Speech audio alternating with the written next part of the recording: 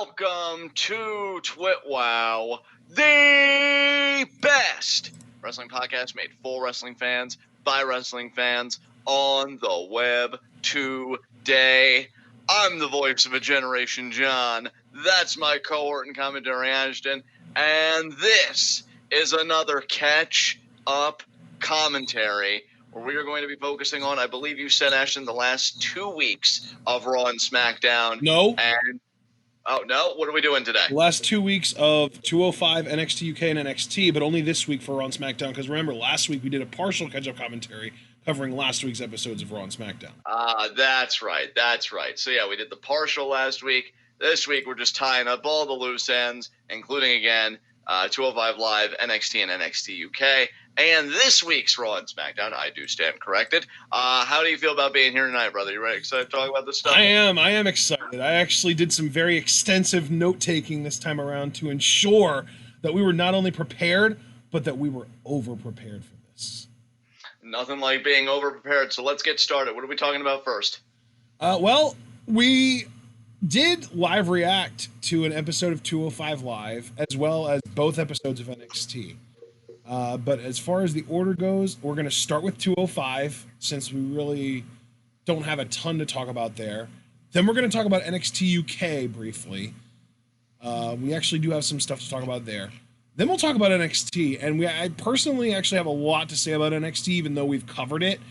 And then we'll get into Raw and SmackDown as our sort of main event. So, before we get into this, do you want to really get anything that pisses you off out of the way as like a de facto heat of the night? No, I'm not really angry about anything right now. I expect anything that I will be angry about will either be like at Hell in a Cell or in the aftermath of Hell in a Cell. So right. I'm hoping not, but that's where I'm kind of putting my cards on the table of my anger, potentially. What about you? No. Well, I do have some things, but I want to save them for the confines of the actual review of those shows. So, sure. Okay. I guess let's get into our 205 Live discussion. We did live react to 205 Live this week, and it was fun, mostly because of Humberto Carrillo versus Angel Garza. That was great. But last week was, it was a thing. I'm not going to go out of my way to praise it or anything. It was decent. Let's just kind of talk about the stuff that only happened on 1 week. Lince Dorado versus Ariya Daivari happened last week, and it was a really long match. Dorado got some really cool offense in and ended up winning with his shooting star press. And it was kind of scary because his feet even hit the ropes a little bit on his way down, but it didn't really stop him from winning. So Dorado beat Daivari. That's like a long-running storyline that's been going on where Daivari keeps on trying to tell Lince, you're the star of the Lucha House Party. I could turn you into a megastar, that kind of stuff, trying to cause that wedge. And Dorado is just kind of fighting back. And Dorado is proving Daivari both right and wrong at the same time. Proving him right because he's, doing well as a single star. Proving him wrong because he's beating Daivari. So what the hell could Daivari offer him? Yeah, he's beating Daivari still under the banner of Lucha House Party. So It's like, am I really doing so bad at this group? We could be like, Luchador New Day or something. I don't know. But yeah. No surprise, man, really. I have some history with Lince going back to the Force One promotion. Always seemed like a good dude. I'm rooting for him on the personal front, as I think, we root for everybody. We never want to actively see someone fail. And Ariya Daivari is like an undercard guy, so that position makes all the sense in the world to me. And yeah, nothing really to say beyond that. All right, that was the only one that didn't really have anything else on this week's show, because then we had Brian Kendrick versus Jack Gallagher last week, and Kendrick at some point in the match kicked Gallagher into Akira Tozawa, who was at ringside, alongside Brian. He's with Brian. Kendrick kicked Gallagher away, and Gallagher ended up getting shot into Tozawa. And then he was like angry at Tozawa. He's like, "Get out of here, leave!" Like he didn't want him at ringside because he didn't want shit like that to happen. But then Kendrick went after Gallagher with a kendo stick, and he continued assaulting him. Obviously got disqualified, but then the assault continued. He did like a kendo stick variation of the bully choke in the ring, and Tozawa actually had to come in to make the save, but then Kendrick attacked Tozawa afterwards with the kendo stick as well. So Right. on this week's episode of 205, he cut a promo talking about how he has a problem with the disrespect in the 205 Live locker room. They forget that he's the guy that opened the door for all of them. No Brian Kendrick, no 205 Live. He's been here for 3 years and he's never had a title match. And he felt like when he thought that the one guy that he could call a friend that had his back, turned his back on him, he felt truly isolated and he felt like he had to take matters into his own hands. So there you go. Yeah, I love Kendrick as a promo. We did hear that in our live reaction 205 Live and saw the recap. Him as a heel feels very natural. Although I gotta say, I think the only viable route for him as a face, and we kind of saw it in the Cruiserweight Classic, is him as just this disheveled isn't the word, but like down on his luck kind of veteran that realizes, this may be my last chance to truly be great and to show everybody what Brian Kendrick's about. And I feel like they already kind of told that story in the Cruiserweight Classic. So him just being a heel that's kind of like earned his spot and owns his spot and is this self-deluded locker room leader, certainly with the ability to back it up, it fits him. So, it's like a hand in the glove. I'm glad to see him back in that role. And he's still, doing this stuff with Tozawa and the other cruiserweights. I would like to see him get one more run with the title before he calls it quits, whenever that may be. But yeah, it should be good programming, man. Kendrick's awesome. Yeah, Kendrick is great.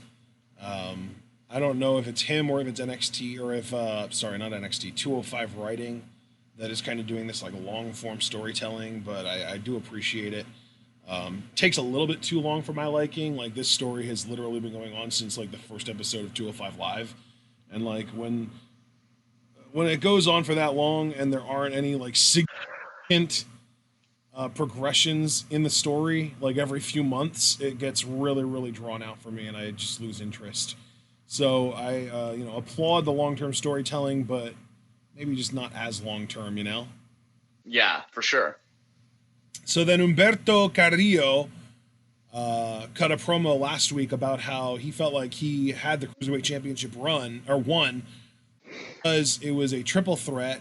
Gulak was able to break up the pin, or actually I think Lindsay broke up the pin. I don't remember exactly how it went down, but he basically says, because of the triple threat, I didn't win, but he knows that Gulak wouldn't be so lucky one-on-one, so he wants to earn another title shot to prove it.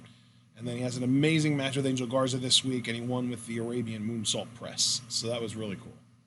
Yeah, nothing really to say. We already live read to it. I think Humberto Carrillo is an amazing prospect, and Angel Garza is just delightful. Big fan of both talents, and I look forward to the Humberto Carrillo-Drew Gulak one-on-one matchup. Should be very good. Yeah, and then we get to sort of the main event feud that's been going on. Tony Nese, I guess, apparently snapped on Oney Lorcan a couple weeks ago. Oney was talking about, I get it, I understand, trying to console Nese. But Nese snapped on him, beat him up, threw him around, and it was like explained as just being months of pent-up frustration. And they had a match last week, and Lorcan said, yeah, Tony hurt me last week, but I promise I'm going to hurt him way worse tonight. And they had their match, and it was a longer match, and Gulak distracted Lorcan, which allowed Nese to win via a roll-up with a handful of tights. And then last week on NXT, we got to see Lio Rush beating Lorcan for number one contendership for the NXT title, and Gulak this week opened NXT with a promo about Lio being unable to catch him off guard, and he knows what's coming and he's not going to lose. And then, of course, the main event of this week's show was Lorcan and Birch versus Nese and Gulak, which Lorcan and Birch won with the assisted DDT on Nese. So Gulak maintains his credibility, stays protected. Really sound booking all around. Absolutely. Nothing more to say than that, again, since we already live read to it, so I completely agree. All right. That's all for 205 Live. Let's move on to NXT UK. We had, I'm just going to run through some of the matches that don't really have any greater implications that we know of. Like Travis Banks beat Tyson T-Bone with a small package. That's cool, but what greater implications does it have? Mark Coffey and Wolfgang, I guess, never lost in the tag title match at TakeOver Cardiff. They weren't pinned, so they won another title shot. Rhea Ripley beat Debbie Keitel, and I learned today that it's Keitel and not Ketel. I always thought it was Debbie Ketel. It's Debbie Keitel. Rhea won with a Riptide, of course, and then she said that she wants her NXT UK Women's Championship back, and then guess who came out, John? Because Rhea was talking about, nobody in that locker room can match Lee mentally or physically. Guess who came out, John? The girl with the shiniest wizard? Nope. Oh, no. Then Better who came for you. Damn, I can't. Alpha female, maybe? Yeah, No? Jazzy with Ginny. Yep, Ginny and Jazzy came out. Oh, wow. Okay. Yep. Jazzy Ginny and cut. I dig Ginny, that. dude, you got to look up last week's NXT UK just for Ginny's promo, because she cut a great promo on Rhea talking about how, you're out here with your greasy hair and your rusty chains. Everything about you screams 90s. The 90s are in the past, just like your championship reign is in the past. But I'm the future. Now, that's enough talking about the past and the future, though. Let's talk about the present. You're about to eat a beating of a lifetime, and then she sicks Jazzy on her. Jazzy gets up on the apron. Rhea kicks her once, and the whole segment just ends. Wow. I mean, Damn. Rhea got like fired up and shit, and she did like the line in the sand thing, challenging her like, "Come on, cross the line." But Ginny and Jazzy just left. Yeah, that sounds epic. I'm definitely gonna check that out because Ginny's freaking awesome.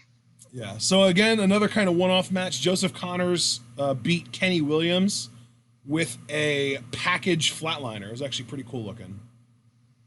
Yeah, it sounds pretty cool looking.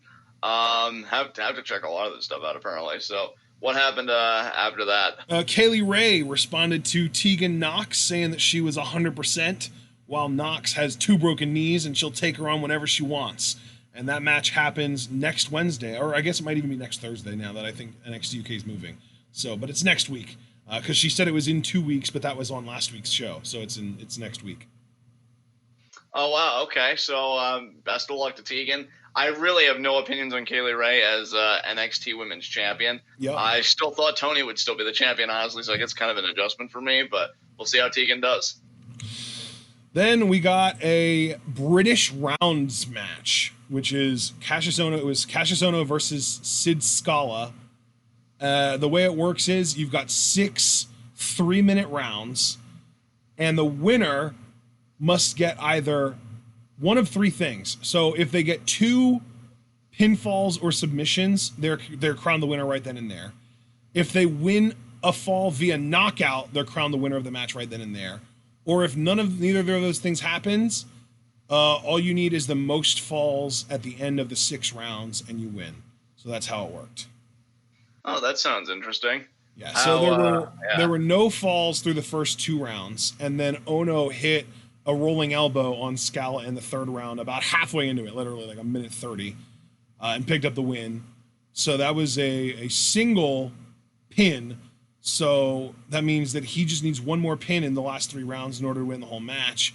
But that didn't happen. Scala came close to getting a backslide on Ohno towards the very end of the 6th round, but Ohno, being the savvy veteran that he is, resisted it just long enough so that the referee's hand was coming down when the bell rang. Okay. Yeah. Interesting. So then we had on last week's show, he got like a little like video package where he talked about having taken a loss, but he'll be better next week. This guy Oliver Carter, he's got like almost like a Jamaican accent. He's from Ghana, West Africa, which I thought was weird because Kofi is from Ghana, West Africa, I believe, and he started his career with a Jamaican accent. So I'm wondering if the Jamaican accent is real or not on Oliver Carter. But his opponent this week was Ligero, and yeah, like he did a pretty cool. And when I say he, I mean this Oliver Carter dude did a pretty cool no hands springboard moonsault that I liked. But Ligero did end up winning with his springboard tornado DDT. So they're kind of doing the slow build with Oliver Carter, where they're just kind of having him showcase what he can do in these matches before he actually picks up any wins. Oh, okay. I mean, that's an interesting take. If they want to build him up slowly, that's totally fine. Ligero, we watched plenty of progress. I think he's solid enough, but I really don't have like that opinion. Like, oh my God, Ligero, he's just kind of there for me. So we'll see what happens. So then we got, I'm going to kind of go a little bit out of order here because I want to save the more important stuff to talk about right before our NXT discussion. Tegan Knox challenged Kaylee Ray next week. Obviously, we know that's happening. We got a women's match. Nina Samuels beat Danny Luna with the final act, which is basically just a page turner, like the fisherman twisting neckbreaker thing. Oh, cool. Okay. Sounds solid enough. Yeah, I guess it was a pretty long match too, because I put that in my notes. I don't really remember much of it because this was at like 7 o'clock in the morning last night. So, Right. um, I guess let's talk about Tyler Bate. He showed up. Oh God. He talked about how after Takeover he felt like he let the fans down and that he's far from finished. But then Jordan Devlin showed up and said, "Oh, I'm not impressed. If anybody in here can beat Walter, I can do it." And then, Bates just like, "Oh, I've had enough of the talking. How about if I shut you up?" And he got out of the ring and he started walking towards Devlin, and Devlin just cowered and ran away. So that was that. I guess that's our next big feud in like the upper mid card of NXT UK. Oh, Tyler, I'm so sorry. Honestly, I've said this before, and I know I'm biased because I'm a huge Tyler Bate fan. I just wish he was on NXT and not NXT UK. Yeah. Because you cannot tell me that Tyler feuding with either Roderick Strong for the North American title or even Adam Cole for the NXT title would not be a fun feud to watch. Would definitely be dope. Yes, of course. Yeah, like he's so good in there. And the really sad thing, and I guess this is the benefits of being on a podcast like TWitWoW, where we try and cover as much wrestling as humanly possible that genuinely interests us. We know that Jordan Devlin isn't lying. We know that Jordan Devlin can, for a fact, beat Walter, as depressing as that fucking makes me. Yep. Or as depressing as that is, and as depressed as that makes me. So, yeah, fine feud. Jordan Devlin, though, still seems like a dick, so I don't really see, like, Walter's a heel, he's a heel. Unless they treat Walter like the type that, like, he's only a heel because he's a wrestling purist, which is a weird Well, we're about to trick, actually right? get to Walter. We can talk about Walter now, actually, because he did have a segment where he was bullying some trainees. And like he saw a few dudes that were like, there were like 3 or 4 dudes, and one of them was sitting on the ring out, like on the edge of the ring outside, and one of them was sitting on the ring steps, like the steel steps, and the other 1 or 2 were standing. And then there were a few guys in the ring, and he got in the ring and he was like, "Go ahead, show me what you're working on." And they did like a little exchange in the ring, and then afterwards they were like smiling and proud of themselves, and they did like a low 5 kind of deal. And Walter fucking shoved the one dude, threw him out of the ring, chopped the fuck out of him. And then he was like, "Oh, I won't have any of this smiling crap in my ring." He was talking about how nobody takes this seriously enough, and that's why I'm going to be champion forever. And then I found this really interesting. He said, "This place has no future." So, and this was literally earlier on in the day that he debuted on NXT Full Sail. So I wonder if that is like a sign of things to come, that he's going to be appearing on, like, if he's going to be more like a full-time NXT performer, part-time NXT UK. Maybe he's going to be like NXT UK's Brock Lesnar, where he only really shows up for big shit. Which would be amazing, because before Walter put ink to paper, I was hearing that he only wanted to work promotions close to his home, because he's from Austria, right? Yes. Close to his home in Austria, and he didn't really want to do a lot of U.S. stuff. But if you're correct in your assessment, which, I mean, given the foundation upon which you're arguing from, seems likely, I don't know how strongly likely, but it definitely is a possibility, then that's just very surprising that Walter would be more open to working more in the U.S. on the, NXT brand. However, well, again, maybe now that NXT is on USA Network, maybe the price tag that Walter could demand on an NXT Full Sail contract is, there's enough disparity, or I guess, there's enough of a difference, I should say, not disparity. There's enough of a difference between that and his NXT UK salary that it convinced him that it was worth it, Yeah, that's entirely possible, man. And again, like, as somebody that is a fan of Walter, I find fascinating, like, just this heel character that's a heel because he is like this wrestling purist, and he has this vision of wrestling that you could argue has passed him by. Like he's stuck in a past era that's like just become antiquated in the eyes of the newer generation, but yet he's so effective, though. Yep. Like that's how can you argue with a guy that can beat your ass? Like, that's the thing. It's one thing, right, if a Hulk Hogan or a Ric Flair was to get on their pulpit and be like, "I don't understand wrestling anymore, blah, blah, blah, blah." But it's like, well, look at this flabby old fuck stuck in the 80s or whatever. But when Walter has this, I won't even say romanticized, in fact, quite the contrary, this very grounded, very cold and utility based and efficiency based view of wrestling with like the holds and the throws and this and that, and showmanship disgusts purist. him. But and again, it goes back to purist, which is what we've been saying. But he looks like he does, and he's as dominant as he is.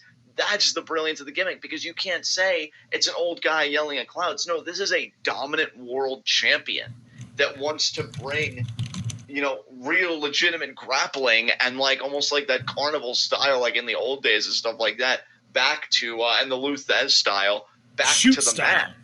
Shoot style, yeah, exactly. And I find that utterly fascinating. I really do. I think it's a great character. It's so simplistic to the point where I'm sure many people will be like, Walter doesn't have a character. But I think he does. And I think that is the character. He's a wrestling purist in a world where wrestling has been supplanted by showmanship, and it disgusts him. Yes. So he feels like he's on this quest to rescue wrestling from itself. And that's marvelous. That's fucking Walter's marvelous. character is basically like down-to-earth, serious, amateur-style wrestler trapped in a sports entertainment business. Right, yeah, absolutely. Trying everything in his power to bring it back to its roots. Yeah, absolutely. Like he doesn't just want to bring it back to before the New Day. He wants to bring it back to before like Gorgeous George, like exactly. Yeah, that's what I'm saying. He's trying to bring it back to like before Freddie Blassie, like back to when it was fucking Strangler Ed Lewis stretching people in a ring for money, Yeah, like I'm telling you, I just feel like Walter's dream opponents would be like the Buddy Rogers and the fucking Bruno Sammartinos of the world. Buddy Rogers was flamboyant too. He was the original Nature Boy. Yeah, but I mean, I think that's who I'm thinking of anyway. But definitely like a Bruno type with the way he looked. Bruno, Luthez, yes. Bill Robinson, Yeah, that's probably who I'm thinking of. Billy Robinson, not Buddy Rogers. That was my mistake. Billy Robinson was who I meant to say. Long BR. Yeah, exactly. So yeah, he's got that vision, and it's passed him by, and it's never coming back. But like he won't go gentle into that good night like willingly. Like he will thrash. He's gonna lead a revolution. Yeah, exactly. Imperium. All right. Then the only other thing that happened on NXT UK that was worth talking about was actually the main event of this week's episode. Noam Dar last week was annoying Trent Seven backstage with a megaphone, and I guess he triggered him pretty bad because Trent initially just walked away, but then he kept talking, and Trent came back at him like he wanted to attack him. So then this week, we had a match between the two in the main event, and Seven got himself disqualified because Noam Dar had Trent down for the count, and rather than like going after him or trying to finish him off with like a big finisher or something, he grabbed Trent's towel and shoved it down his pants. And as soon as Trent saw that, he started unloading on him, beating the fuck out of him, and Dar got to the ropes, and Trent never broke, even though the ref counted to 5. So Trent got himself disqualified. I know I dog on Trent a lot, but literally from your retelling of it, he just seems like a cranky veteran that just can't handle like a little sense of humor. Yeah, like a sense of humor, things not going his way, whatever. He just seems very angry for like no reason. Like, I don't know, Trent. That's not a good look. It's not a good look for anybody, but especially not for you. Okay. Now, let's talk about NXT. So last week, we got our intense Triple H intro, where he, kind of brought us in, and we had him even literally bring us into the arena, walking through the curtain, opening everything up to the Full Sail. It was a really cool moment, and we immediately got into the women's Fatal 4-Way number 1 contendership match, where Candice LeRae pinned Mia Yim after a cabrata. And then after the match, Shayna and her girls came out to intimidate Candice. We didn't have any kind of contact or anything.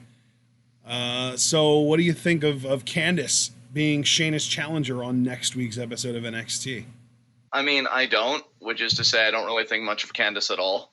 And to me, if the goal here was which one of these women is the perfect TV opponent to make Shayna look like a real monster and build her up so that as she retains, she can have a better opponent at TakeOver War Games, Candice would have been my perfect answer as well. So here's hoping that's what happens, and it's not some fucking TakeOver New York, Johnny's going to win the title off of the wrong guy bullshit, and Candice wins, because that would suck. I mean, because I know Shayna's a very divisive figure online. I don't care for any of that. Personally, I like her. I like what she brings to the ring. I like her confidence. The theme is great. Like, the packaging and the delivery is fantastic. And I stand by what we've said. I think we've both said this, or at least you've said it. I co-signed it one way or the other, that this woman is everything WWE would have wanted Ronda to be. And she just does, to me, everything better. Even her promos, while she's not going to be soliloquizing, hopefully ever, like, she's effective in her delivery of what she needs to say. Like, that's all that matters. So yeah, she's great. And Candice, here's my thing with Candice, because I used to like Candice, and I'm glad I have the forum to, like, clear the air here, because I have a feeling if I talk the most, it might even be about the women on this fucking program. Yes. Like, so got into it about Dakota Kai with Ashton on Rocket League, and he's like, no, I want you to hang on to the anger, even though it's so fucking stupid, because I know nothing's going to change, but I have stuff to say about Dakota Kai, too, so we'll get to it. But with Candice, I like Candice. You know, or at least I really did in PWG when she was with Joey Ryan, world's cutest tag team. You know, that was good shit. Good shit. And, like, the fans got behind Candice because they saw what a fighter she is and how resilient she is and this and that. And I feel like, and I'm sorry, because at first I was really happy for them because it's like, oh, man, they're married, but they get to be together. How awesome is that when so many families are separated on the road? And now I'm thinking, like, maybe they should be. Because, like, Candice has just been waiting around for Johnny to finish his shit. She's only just now getting attention. And then out of nowhere, after she loses to Io in the last takeover, she gets this title shot.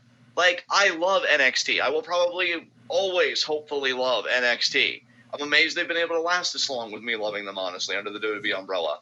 But, goddamn, man, how is she a worthwhile contender at all? I would have almost preferred to just throw Shayna in a goddamn fatal five-way, honestly.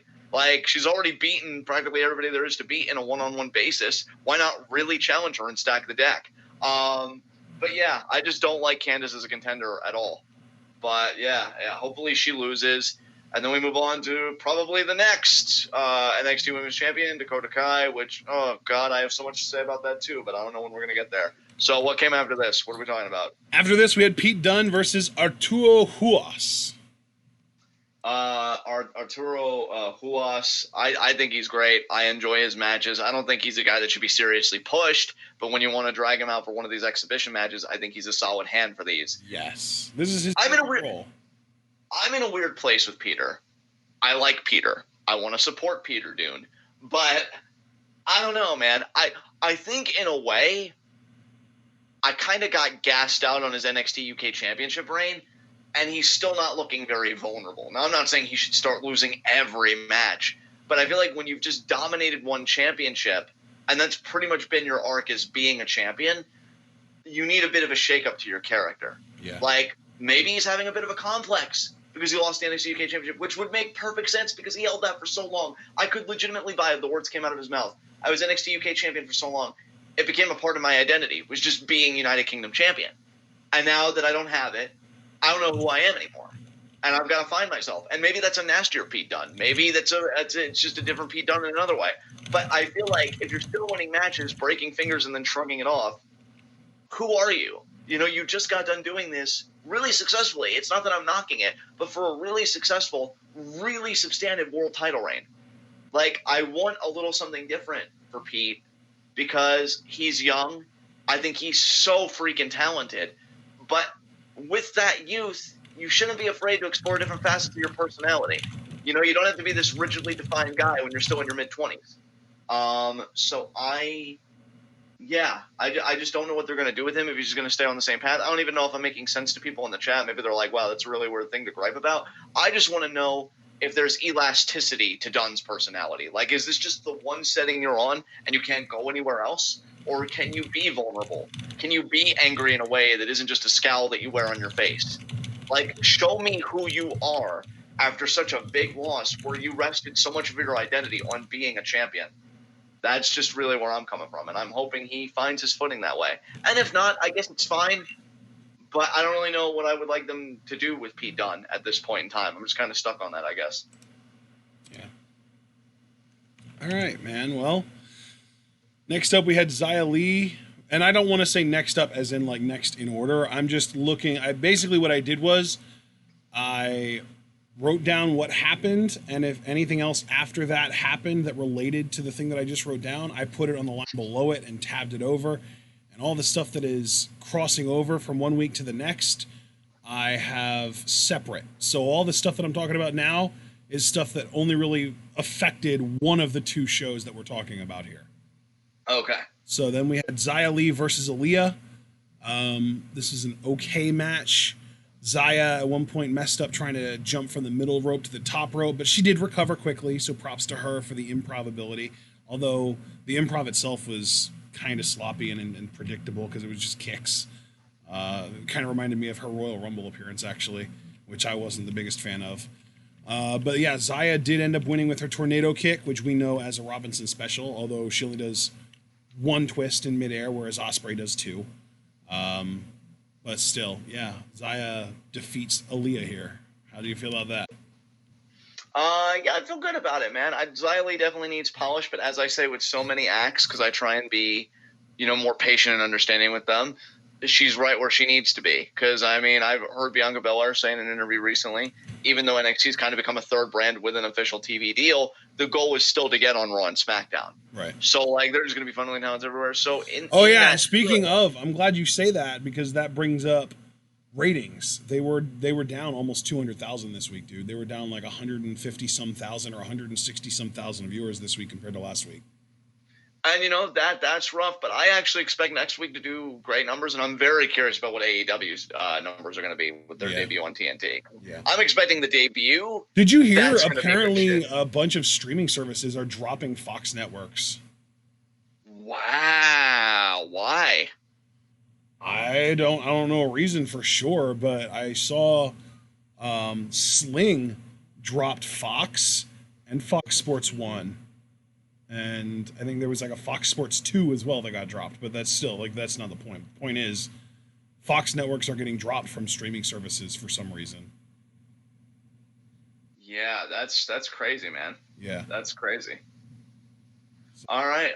But yeah, I'm cool. I guess I never really finished my thoughts. So yeah, just to round that out, I'm happy for Xia. She's right where she needs to be, and I hope Xia just continues to get better. Because you can never have enough fresh faces and a championship pitcher, especially because their women's division, they only have the women's championship, which I'm okay with. I'm not asking for like a mid-card title or whatever, though I would like the women's tag titles to be defended more on NXT, as we talked about in our Q&A, which you can find on our channel. And we'll just see where Xia goes from here. All right.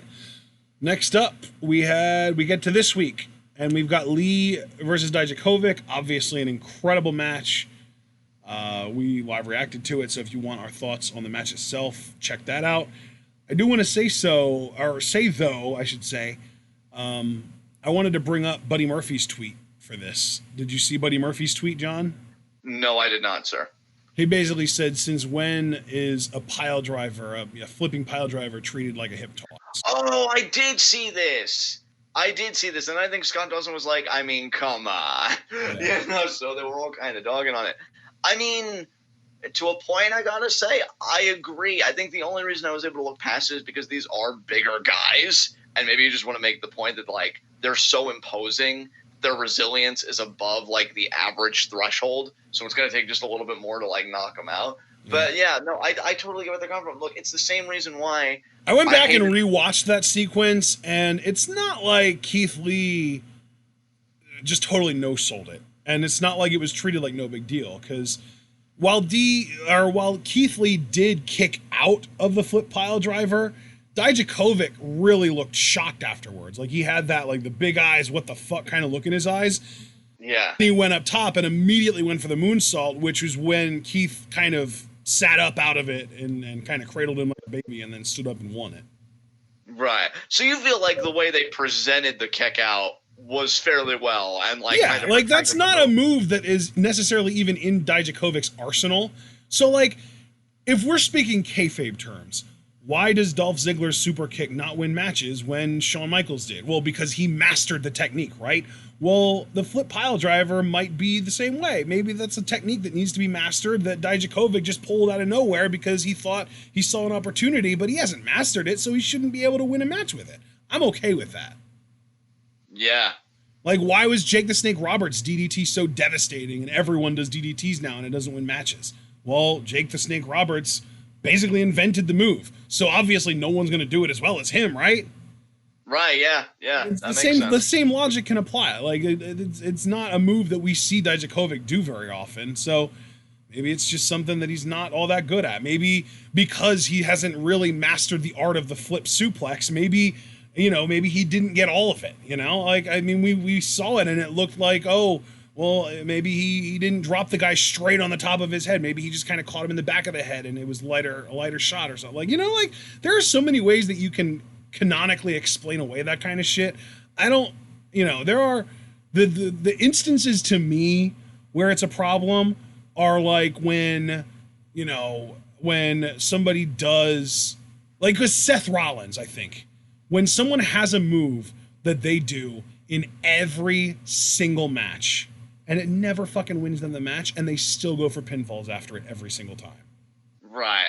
That pisses me off. Like, Seth, the frog splash isn't going to win you the match. You know that the superplex into the Falcon Arrow isn't going to win you the match. You know that the super kicks aren't going to win you the match. Stop trying to pin people after those moves.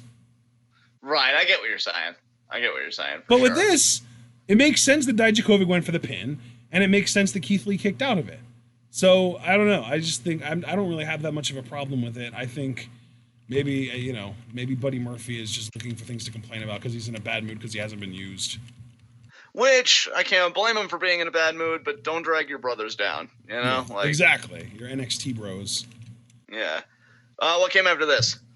Dakota Kai versus Tainara Conchi. Oh, here we fucking go. Okay. So Dakota Kai wins after a Kaio kick, followed up with the GTK, she's calling it, the go-to kick, which is kind of a Benadryller, although the Benadryller was really like a fireman's carry lift into an enziguri. Dakota Kai's is more of a fireman's carry lift into a roundhouse kick, or not even a roundhouse kick. It was just into almost like a Kawada kick, like a, they land on their feet and you just kick them in the face with the closer leg. Whereas when Ricochet did the Benadryller, he would always reach, like, if he was dropping them on his right, he would reach over with his left foot and catch them on the far side of their face with the kick, right? Right. If he was dropping them on the left, he would hit with the right foot. Dakota hit Tainara with her closer foot. So it was really just like, oh, I'm going to drop you and then kick you in the face. And that was about it. Yeah. I don't love the finisher, and it probably doesn't help that Tainara didn't sell it particularly well. Like, she didn't take it particularly well. She took it in a way that made it look really unimpactful. But I'm also worried that it wasn't entirely because of Tainara, and then it's just not that impactful looking of a move. And John and I were talking last night, and I said Dakota Kai should adopt 1399 from Arisa Hoshiki, where you stand on the top rope and do like basically like a roundhouse kick from the top rope. Like, if you're going to be team kick, that works. Yeah. So where I'm at with Dakota Kai, to recall as much as I can from my kind of mini rant while me and Ash were playing games last night, I really want to like Dakota Kai. Like, I really do. Because I think there's so much there. They're just taking it in a completely abhorrent direction. Okay, so let me explain what I'm talking about. You've got this badass nickname, Captain of Team Kick, and you imply that you really like to kick people's heads off, which is awesome. I am here for all of that, if you guys know, like, the type of people I'm a fan of. But yet, though, as Ashton pointed out, I'm going to kind of use his phrasing here. The packaging and the presentation, it's like she's that girl next door type, pretty much like another Bayley. Yes. And I don't think that fits at all. Like, I want this woman to be confident and self-assured. Like I'll tell you what, retroactively, I want to correct an older version of myself here.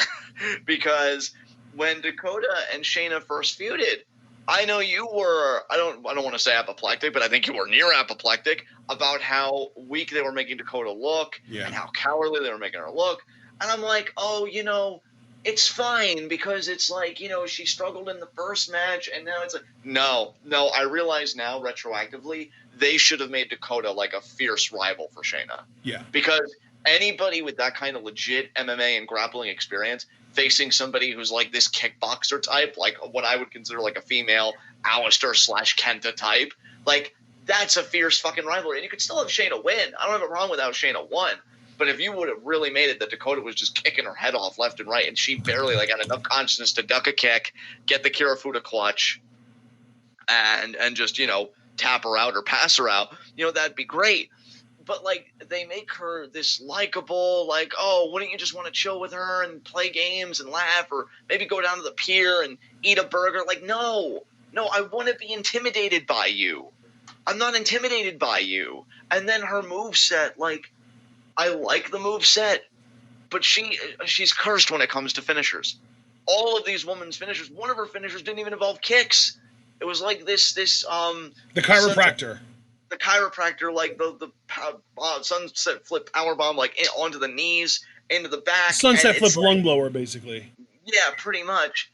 And yeah, it's like, no, where's the badassery? Where's the fierceness? The most I've seen out of that, which is why I was so excited for this to happen, and then she had to get hurt. And I was telling Ashton this. When Kairi was still feuding with Shayna, and Io came out to help Kairi against Jessamine and Marina, and Dakota came out, and she booted, I want to say, Jessamine in the face. Just like a beautiful boot right to the face. I was like, man, that's the kind of intensity I'd love to see from Dakota. And we were getting ready for what seemed to be like this huge 3-on-3 feud, which, by the way, thinking about those numbers, I'd give it a few years. Just as a quick aside, NXT will probably do its first ever women's War Games match. They'll find a fucking way. You just know they will. But yeah, it seemed like it was going to be this really amazing. Hell, I heard a rumor that they might do one this year. Yeah, right? That they might do the 3 horsewomen and Io against Mia, Candice, Bianca, and Dakota. Yeah, wow, that's insane. But yeah, I feel like the presentation is all wrong. It's all wrong. Ashton told me that like some of her Stardom stuff seems to be more in line with what I'd be looking for, and we both kind of had a consensus where, like, even if you didn't want to make her a Kenta or like an Alistair with like the badassness, at least make her look as legit as Stardom does Arisa. You know, because she's adorable, right? She doesn't have this malevolent aura or this necessarily badass aura in that way, but she shows it in the ring. Look how competitive she was, for those of you that joined us, with fucking Kagetsu today. It was insane.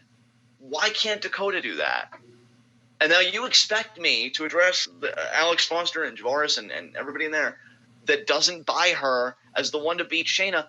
I agree with you guys. I personally think I would hate it too. I would have actually much rather fucking Mia beat her for it, and then maybe either Io or Bianca beats Mia for the title after that. But Dakota, right now, it's like, yay. I would only want her to hold the title for a month. If fucking Dakota Kai is going to beat Shayna the way she is now, I would only want her to be a transitional champion, which brings me to the most tragic element, bringing it full circle.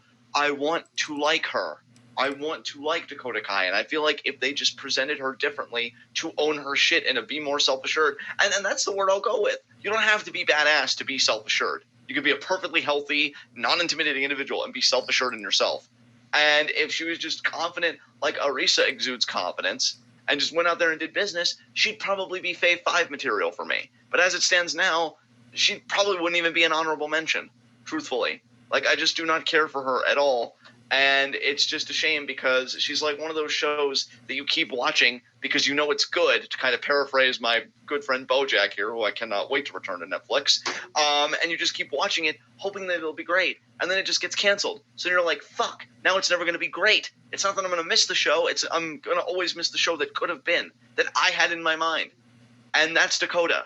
She's good, maybe even really good, but she's never going to be great. Not like this. And that's really sad. So, yeah, that's my Dakota Kai rant for all of you, because I can't with her anymore. Like, I look at it and I'm like, you have all the pieces there, but the picture's never going to come together. And I just have to accept that. And it's really hard to accept because it might come at the expense of someone who's had a really dominant title reign, who could really put somebody over, like a Deanna if she was a babyface with her technical acumen standing up to Shayna, and it's going to go to somebody that just all the pieces seem to be free-floating and never forming a coherent picture. And that's really sad, because why did we spend all this time then? Why did Kairi have to lose? For this? Come on now. It's ridiculous. It's ridiculous. Yeah. And I can't emphasize enough either that it's not even necessarily on the performer; it's on the presentation. Yeah. No, absolutely. Like Dakota Absolutely. Kai, like the performer Evie, whatever you want to call her, she's damn good. We've seen glimpses of her at her best in NXT. And if you want to go back to late 2015, early 2016 in Stardom, and hell, if you want to go back and watch MCW, she is very capable of being the badass that you want her to be, John. Like, yeah, she was in a team in Stardom. They were actually the Artist of Stardom champions. They were called the Hyper Destroyers. It was her, Kelly Skater, and Hiroyo Matsumoto, female, the Godzilla Lady Destroyer. Yeah. They were so good. And yeah, you're right, though. You're right. That this is, And actually, can I just say one more thing before we really put a pin in this? Because if you wanted a Bayley-esque performer, and that's why I hate that she's MIA right now because she's nursing an injury. But if you wanted a Bayley-esque performer that I could buy having a competitive match with Shayna and maybe beating her, even though that latter half is still a bit of an ask, Rachel fucking Evers, who Hiroyo Matsumoto had a great fucking match with Evers in the NYC, and Evers held her own, and she looked sympathetic and legitimate, and she has more of that Bayley packaging to me than Dakota without it being so freaking forced. So, like, yeah, everything is just so sad because, honestly, us talking about this, I think the NXT Women's Division is my least favorite division right now. Like, I think you just helped me realize that because Adam Cole's world champion is going to be fighting Riddle, so that division's fucking great. Roderick's North American champion, I loved it on Dream, but Roddy is a fucking workhorse, and we all know it. I'm not talking about promos. I am talking about matches. Each and every one of you knows that Roddy delivers, even if you don't necessarily like him. You know that he's a fucking energized bunny in there. And fucking Red Dragon are tag champions. Like, I think they give everybody their best matches. Their matches with Street Profits, and they're probably going to have another great one with them next week. They just bring the best out of them. So, yeah, the only division that's a problem is Shayna. And the odd thing is, I don't even think it's the champion that's the problem. It's the challengers at this point. Because it's like, what the fuck?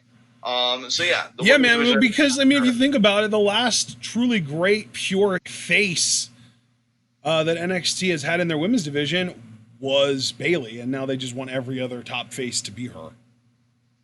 Yeah, which that is going to get you into so many problems. Like Ember Moon was supposed to be a badass, and by the end of her NXT run, she was smiling, kissing babies kind of type then too. Yeah, absolutely. Asuka, because she didn't go like full, smiley kissing babies face, was a tweener for the second half of her title run. Right. And that's after her almost turning Bayley into a tweener by winning the title off of her. Oh, man. I feel like if you want everybody, if Bayley's like your template, it's not that Bayley is a bad template. I love Bayley. I mean, if Bayley's your template, the best person in your company right now to play that role is Candice LeRae. So let's just hope, upon hope, that they don't pull the trigger next week. That's a great point. All right, what came after this, bud? After, what were we even on? Dakota. Okay, after Dakota defeats Tainara, we had Rhea Ripley versus Kaden Carter, formerly known as Lacey Lane. Kaden got some cool lucha shit off, but Rhea did win relatively easy. Yeah, I'm a fan of both women. Kaden, I just think I want to hear her talk more and get featured more, which I can say about so many women. And the only glimmer of hope I have is that I know freaking Deanna and what was her name? Rachel. Well, no, Rachel wasn't in the crowd. It was Chelsea Green. Chelsea. I knew it wasn't like. I just didn't know if they started to get Chelsea is what I was thinking of. Chelsea Green.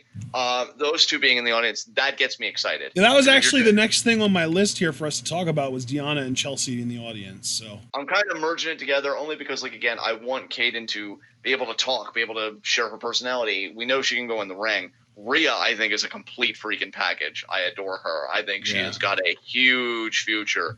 There are actually some rumors that she might get drafted. Which I wouldn't blame either Raw or SmackDown for wanting her on their brand. And I think you would be wise to push her quickly. Like, yeah, because let's look. The last draft, there were a bunch of call-ups. So we'll see. I mean, brother, here's the thing. If you want her as a face or if you want her as a heel, I will say this. Whatever alignment, if you don't have her punking out either a Sasha if you want her to be a face, or a Charlotte if you want her to be a heel, because they're definitely leaning into Charlotte being a face right now. Yep. I think you're making a mistake. I think you need her. Rhea punking out Charlotte. I would never be more behind anyone in my fucking life. Yeah, and by punking out, I mean just like own it. Exactly what she did to Shayna. Do something like that with her, with either Sasha or Charlotte, and you've not beaten me, bitch. Exactly. Like, you think you're the boss, but I'm here now, bitch. And maybe something similar to Charlotte. Like, if you do that, you make her on night one, and they don't even have to get physical. Like, it's that fucking simple. I am literally telling you how to run the ball down the field to score, which means they're not going to do it probably. So we'll wait and see. But I definitely think Rhea could be a huge asset to either roster's women's division, because I don't mind the 4 horsewomen. I'm not one of these people on Twitter complaining, why aren't other people getting opportunities, when I feel like these women are creating ground for women's wrestling in WWE to give other women opportunities long term. Yeah. But thinking long term, Rhea needs to be a part of phase 2. Like, if we're speaking in Marvel terms, 4 horsewomen are phase 1. Rhea should be a part of phase 2. Like, this woman needs to be a big deal. Like, that's how high I would go. And that's the thing too, is like the 4 horsewomen now are literally monopolizing television time on WWE programming. Yeah. Like, we don't go an episode of Raw or SmackDown at this point without seeing at least 2 of the 4, if not 3 of the 4 at this point. Hell, this week we saw all 4 of them on SmackDown and 3, I believe, of the 4 of them on Raw. Which I think that's how it should be for now. I don't blame it, and I completely understand it. But if you're not lifting other women up in the process and making people in feuds, like perfect example, Bayley's SummerSlam match with Ember, fucking great. Yes. But they completely fumbled the ball with Ember, losing again to Bayley on SmackDown, which I don't know why he had to do a rematch so quickly, like out of nowhere, and then losing to Lacey Evans on Raw this week. Yeah, this week. So it's like, again, the 4 horsewomen being the priority, they absolutely should be. Because, I mean, come on, guys. Let's all be real with each other. It's not like women's wrestling in WWE was setting the world on fire before they got here. So I get why they're the conversation. Let's not be ahistorical, But I mean, we've also got to take into account that path was paved for them by Paige, Emma, and Summer. True. But Paige, Emma, and Summer, they laid the groundwork. But I feel like they really took it, and they really blazed a path with everything they've done. Absolutely, yeah. Like that's the thing, is like Paige, Emma, and Summer kind of paved the path initially, but then Sasha and Charlotte and Bayley and Becky fucking steamrolled it. Like they took the path, but they left the path in fucking flames on their way through it, Exactly. So I get why it's about them. And Foster, look, I miss Naomi too. That's what I'm saying. Like, give these women all the TV time, do everything you're doing with them. But long term, if you're not elevating other women after they've had contact with them, like example, and I know they're on different brands, but fuck it. Like, I'm not thinking about that right now. I'm just spitballing here. I mean, we just had Lacey versus Ember. So, like, cross shit can happen. Plus, the draft is coming up. Like, if you had Naomi step up to Charlotte, because I remember when Naomi was champion, she said, I really want a match with Charlotte. Yeah. And she goes and she's like, you know what, Charlotte, I'm tired of waiting. I didn't get the match with you when I was champion, and I realized if I want to get back on track, I'm calling you out now. And you have her be competitive with Charlotte. She's ultimately going to lose because, again, I love Naomi, but let's not be ridiculous. We still have to respect presentation and stuff like that in wrestling. Charlotte wins. But if you don't have Naomi featured more and then maybe picking up more wins that aren't Charlotte, what the fuck is the point by having her rub shoulders? If you're having these women rub shoulders with the elite tier and then not doing anything with them, it is a fucking waste of everybody's time, because by Ember then going on to lose to Lacey Evans and also, again, losing to Bayley again, which I didn't agree with, but, that's whatever. You're also making Bayley look horrible, because it's like, wait a minute, I had a really competitive match with this woman on a Big 4 pay-per-view, and now she's losing to Lacey Evans on free TV? What the what? Like, run that by me again?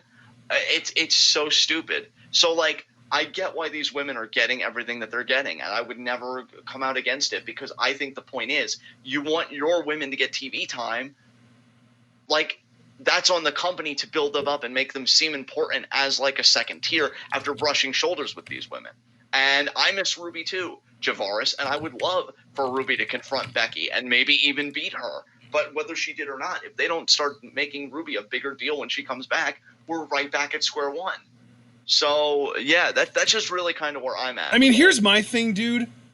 The women in WWE on the main roster, I'm ignoring NXT for now because NXT also has like Performance Center recruits that haven't really debuted yet and stuff, and I don't want to get it too convoluted. So just looking at main roster people, there are 44 men and 14 women on Raw, and there are 37 men and 14 women on Raw. So first of all, you really need to get more women on Raw, because you should not have the same amount of women on Raw as you have on SmackDown, because Raw is 50% bigger than SmackDown, so you should have 50% more Raw on it, or of 50% more women on it. So, you know, switch 2 or 3 over so that we have 15 or 16, or I guess I should say 16 or 17 on Raw, and then 11 or 12 on SmackDown, just to keep the proportions right. But second of all, and the more important point that I'm trying to make here, the women make up about a third of the roster, right? Right. So we've got 28 women, actually not a third, a quarter, about a quarter of the roster. Because you've got 28 women and then 81 men. So it adds up to 28 out of 99. It's about 0.28. So like 2/7. 2/7 of the roster are women, right? And yet, why are the women not getting approximately, now obviously you can go over or under every week as long as it averages out to about 2/7 of the airtime, right? Right. I mean, that would make sense to me, right? Because that would mean, you know, we get 5 hours every week, so the women should be getting about an hour and a half of that time every week. I guarantee you they get nowhere close to that. Right. Yeah, for sure. Yeah, they should get, about 45 to 55 minutes on Raw and 35 to 45 minutes on SmackDown. Yeah, that sounds reasonable to me. Absolutely. But there's no fucking way they do. Yeah. The only woman that even makes that close is Becky Lynch. Becky could probably get close to that by herself because of how much they feature her. But still, like, my point is, the women in general need to be featured more. There needs to be more TV time for the women to go around. And that's, you know, that is kind of a root of the problem, because then the symptom being like, oh, Asuka and Kairi and Ember and Liv and, you know, the fucking Iconics at this point. I don't know where they've been. I just saw Billie Kay chasing after the 24/7 title. No clue where Peyton is. But then also, we can't forget Naomi, who was mentioned earlier. Sarah Logan was chasing after the 24/7 title on Raw. Where are all these women, and why are they not getting TV time? And why are Natalya and Lacey Evans in a TV feud with no title implications when all of these amazing, talented women haven't been on TV or are busy chasing the 24/7 title? Yeah, those are all excellent and legitimate questions. You know, I completely agree with everything you're saying, and there's really nothing more I could add without being redundant. So what came after this? All right. Next up, what did we have? We get to talk about the stuff that lasted both weeks. So Sean Maluda got squashed by Cameron Grimes last week, and now this week we got a really good competitive match between Cameron Grimes and Raul Mendoza. And I do want to point out, I thought Technical Savage was some shit that the Chiefin's brilliant mind made up. Turns out, nope, it's a Morrow nickname. Chiefin was just copying it. Well, thank you, Morrow. Yeah. My God, what a beautiful man he is. He's amazing. Yeah, I love Cameron Grimes. There's really nothing more for me to say than that. I freaking love this dude. And, I mean, if he becomes NXT champion when we have a babyface champion, I would be totally cool with that. And if he becomes North American champion on the road, I think that'd be the perfect title for him for a good bit. And he could really dominate that shit. I just think he's got an amazing look. He's so good in ring. Like, he checks every fucking box to me. And, yeah, I just don't see him being that successful on the main roster, as I've noted. NXT, though, seems to be a pretty open playground for him, so we'll see what happens. Velveteen Dream, you come on out here trying to pretend that you're Prince or something. Well, I'll tell you what, you think you're a prince? Well, I'm the king, baby! Yeah, exactly. I want more Trevor Lee promos, is what I'm getting at. Yeah, you're definitely jonesing for him, I can tell. I don't blame you, but so am I. I even cut one on Shama Little last week talking about looking like a poor man's Uso brother out here. Yeah, absolutely, man. All right, so then we got Oni Lorcan losing to Leo Rush. Leo is the new #1 contender for the Cruiserweight Championship with that awesome frog splash of his. And then this week, we didn't get Leo Rush, but we did get more of Oni Lorcan. Oni Lorcan has been on both both 205 Live and NXT each of the last 2 weeks. He's been on 4 different shows, or not different shows, but he's been on my television or on the network 4 different instances over the course of the last 9 days.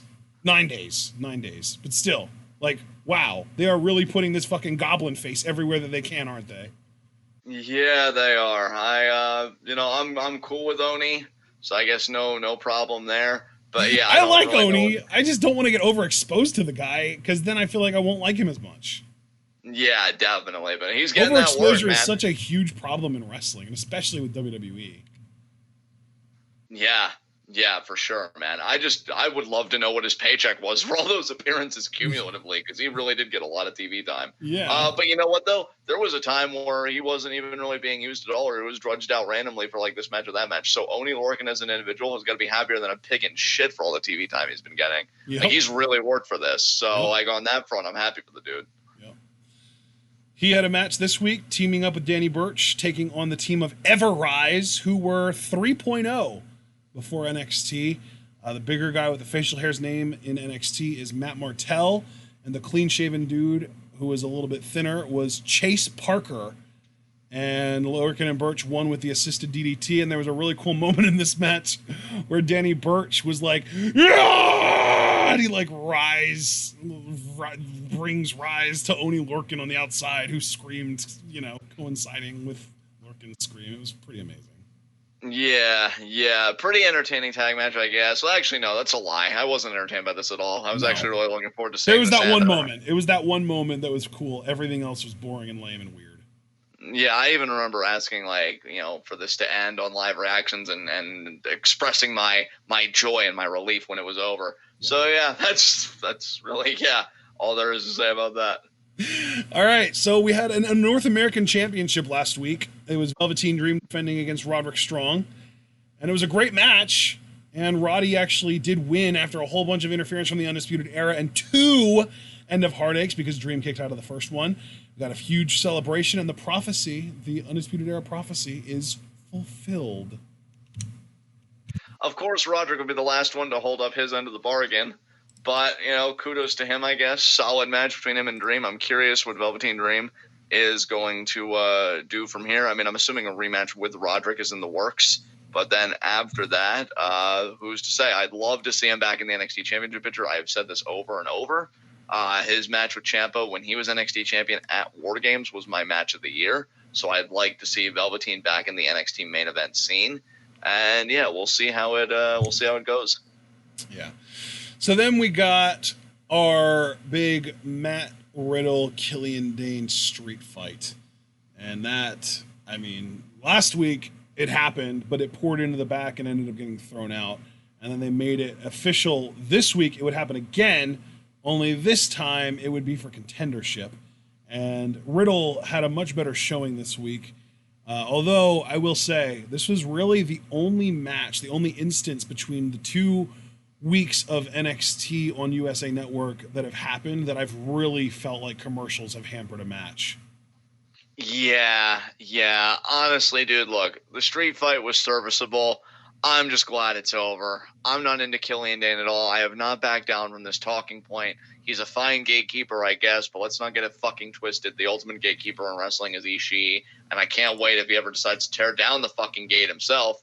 That's another commentary for another time. I'm just glad that Matt Riddle has moved beyond Killian Dane. This whole feud was a waste of everybody's time. And if I seem very polemical against it, it's because I hated it ever since it started. And that hate has not waned or even dimmed just because Matt Riddle won. We should have been doing Cole Riddle the whole time. I'm very much looking forward to their championship match on October 2nd. It should be fucking awesome. I know we're going to be doing a simulcast, but I really won't want to pay much attention to AEW during that championship match because I've waited to see Matt Riddle and Adam Cole just tear it the fuck up for the NXT Championship. I'm glad it's over. I'm glad Matt Riddle's being recognized as the main event talent that he is finally. And yeah, we'll see what happens. Yeah. So then we got, Riddle picking up the big win with the Fujiwara armbar. He really cranked on it too. And then after the match, Adam Cole came out to talk some shit to Riddle, talking about, this belongs to me. You aren't in my league. You will never be in my league. And he goes to wag his finger in Riddle's face, and the hand gets caught and trapped into Fujiwara armbar briefly until the rest of Undisputed Era come down for the save. And then on this week's episode of whatever it is, WWE something or other on their YouTube channel, for the NXT injury report, they said that Adam Cole has like a strained radius or something like that, some kind of problem with his arm. I don't know exactly what the problem was. And similar to last week, how they said that Velveteen Dream had some kind of a problem with his lower lumbar or something, because it's literally just them selling moves. Like it's Velveteen Dream selling the end of Heartache and Adam Cole selling the brief Fujiwara armbar that he was in. Yeah, so just enough. Just enough to satiate our palate before the big match. And they're really trying to make it, they're really trying to pass it off as sports-like too, because they were like, oh, he's questionable for this coming match. Yeah. I'm very curious how the match is going to go, and when we'll talk about that next week, because I know definitively we are live reacting to NXT next week, as we've been doing. So yeah, it should be good shit. I'm excited. And AEW, both. Yeah, the simulcast. That's going to really be something. You're not looking forward to it at all, are you? I'm not looking forward to the technical side of it, and I think it'll make me want to die. But that's why I go to therapy, so I'm good. I'm ready for it. All right, so let's get to our final kind of overarching story over the last 2 weeks. Last week, I thought that we were getting a Full Sail debut from Denzel Dejournette, and I was excited because he was fun, and I enjoyed his entrance. And it was supposed to be a match with Kushida, but he got jumped by Fabian Eichner, Marcel Bartel, and Alexander Wolf. And once they finished beating Dejournette up, Walter arrived. Walter is in NXT Full Sail, and he introduced Imperium, talked about how the mat was sacred, and then Kushida shows up to confront them, and he says, "Oh, this is my time. You're on my time now." And they went in to attack him, but he's Kushida, so he countered everything and avoided all damage. And then he left. And we found out that we were going to get Kushida and 2 mystery partners versus everyone in Imperium except for Walter this week. And that happened, and the surprise partners were Breezango, Fashion Police. And the match was decent. I don't want to praise it too much, and I'm really angry about the result. Because, it should have, I don't like that Imperium lost already, I think is what I'm getting at. Yeah, I mean, on one hand, you can forgive it because it's the underlings, but, here's the thing.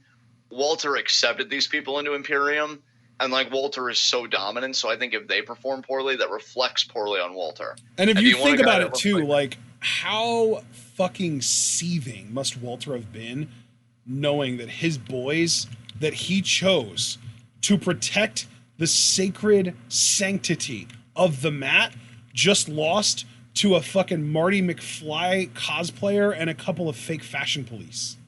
Exactly. Who would then be swiveling hips and dancing in the aftermath of the match on video that's been that's what I'm saying, man. They basically threw 3 or 4 months worth of Imperium storytelling away in this match. Yeah. So that's a bit of a problem. Yeah, I thought Imperium would be treated as a bigger deal. I thought they would come in and be almost like a shield for NXT, where people really have to fight to try and overcome them.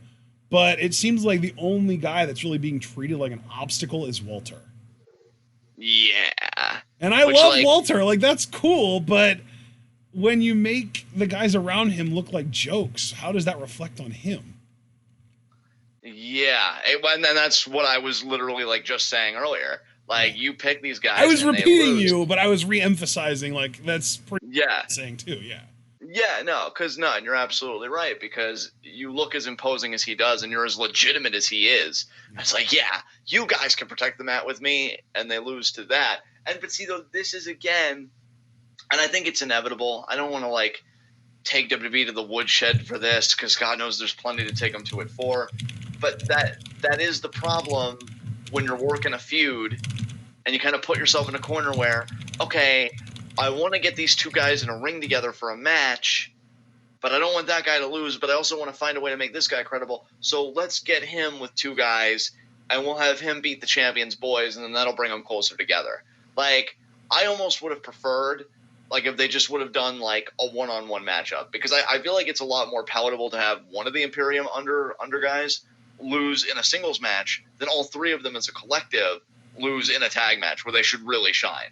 So, like, if it was, say, Kushida versus Eichner, and Kushida won, I would get that, you know? But, like, all three of them in a tag match where they should really be this cohesive, scary unit, because that's 3/4 of a fucking faction. I don't know. I just think that's far more questionable. Yeah. All right. So, and I also wanted to mention, even worse than Imperium losing their first match in NXT Full Sail, Kushida seems to be fully back to his New Japan self with his constant counters and literally just beating these fucking savant technical wrestlers with a bridging O'Connor roll of all things. Yeah. I didn't see. That's the part I didn't care for. You guys are these really technically adept wrestlers, and you're gonna lose to a wrestling hold. Like, I just don't get that at all. And you're gonna lose to a wrestling hold to a cosplayer. Yeah, this match had problems. There's no doubt about that. I hated almost everything about this match, even right down to the fact that Tyler Breeze advertised NXT on his Instagram at like 1 o'clock in the afternoon the same day, and basically spoiled that he was going to be, he and Breeze and Fandango were going to be the mystery partners. Like, I just hated everything about the execution of this match. I hated being spoiled on who the partners were going to be. I didn't necessarily like the choice of partners because of the fact that they won. You know, if it would have been a perfect choice of partners if Imperium would have won, and then Walter would have come out and been like, this is something that we will not tolerate. You cannot come out here wearing a bunch of, you know, stripper dress-up clothing and thinking you're going to beat us, because we are dedicated to this. We take this seriously, and nobody who takes this lightly will ever beat guys like us. It would have been perfect. They fucking won. Proceed to lose in stripper clothes. Well, I guess wrestling really is a joke. Yeah, that's like the lesson they're teaching here.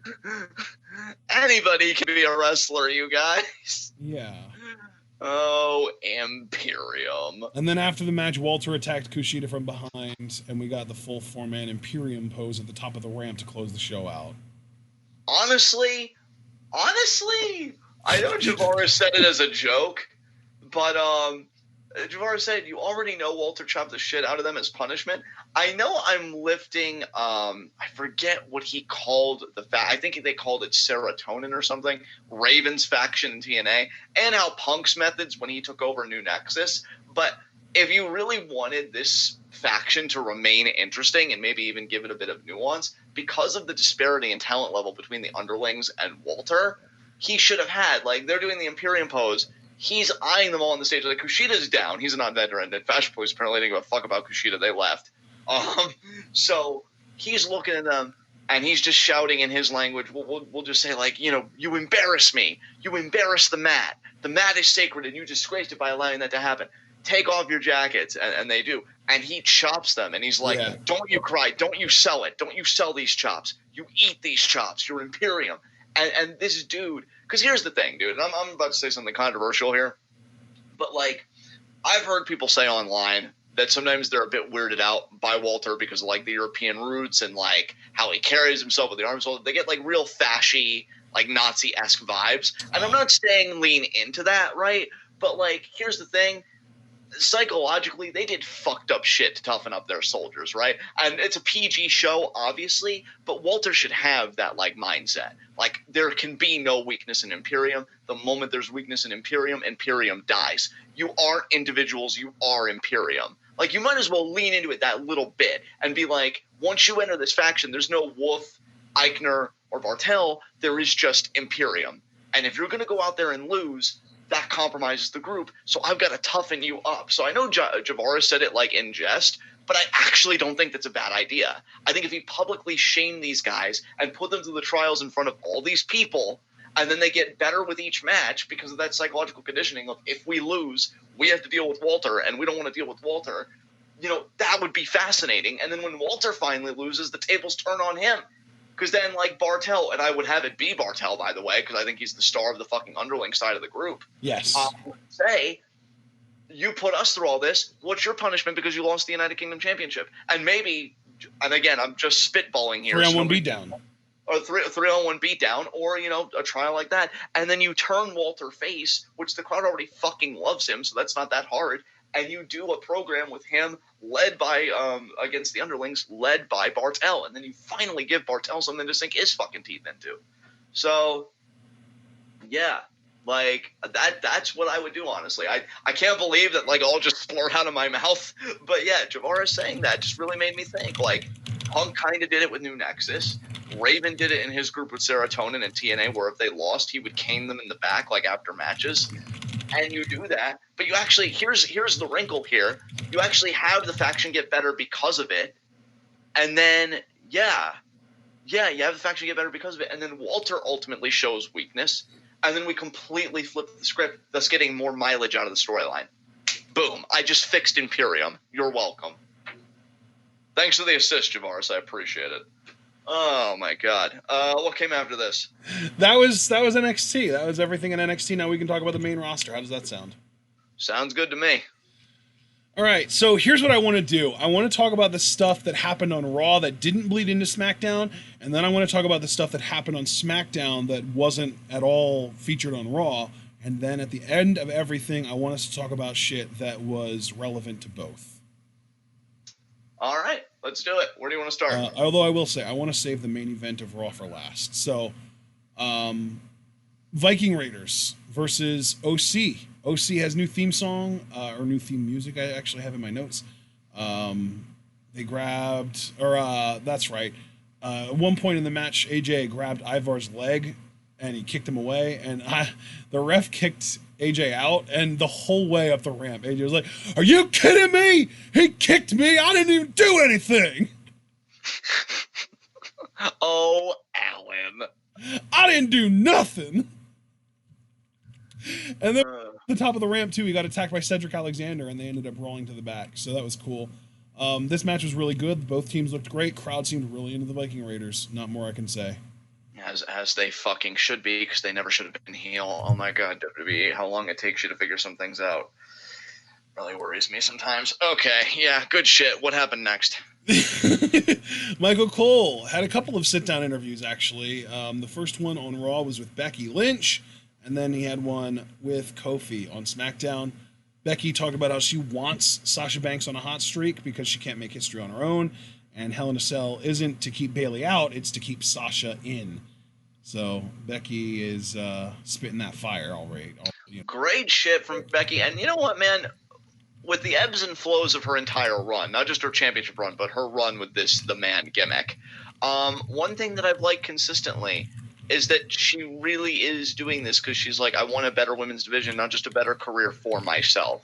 And just that line of, like, I can't make history alone, I can't do this alone. It's like, yeah, even when Sasha's beating the shit out of me, I'll take it if it means a better women's division after our era is done. I think that's just a really admirable quality to her character. Yeah. So, this is a great promo from her. I think their Hell in a Cell match is probably one of the most anticipated on the card, and if The Fiend didn't exist, this would be my most anticipated match on the Hell in a Cell card, easily. So great stuff from her, for sure. And then the sit-down with Kofi, just basically Kofi talking about how he wants to be a fighting champ for the fans. Kofi, I am so sorry. Because, like, I liked his reign. I defended it, even when I was rooting against it, just on a more kayfabe level. But, man, like, Brock's winning. I really can't see beyond Brock winning. And if Kofi wins, I don't even know how to feel about that. Because then what the hell is happening with Brock that you lose clean to Seth and you're losing to Kofi? Like, I don't even know how to feel. Like, I feel like you're in a damned if you do, damned if you don't situation, and I hate those. Yeah. But, yeah, solid enough promo from Kofi. Nothing more to say than that. All right. We got Rusev versus EC3. And the most prominent chant that I heard in this match was nothing to do with either performer. It was "We Want Lana." Oh, wow.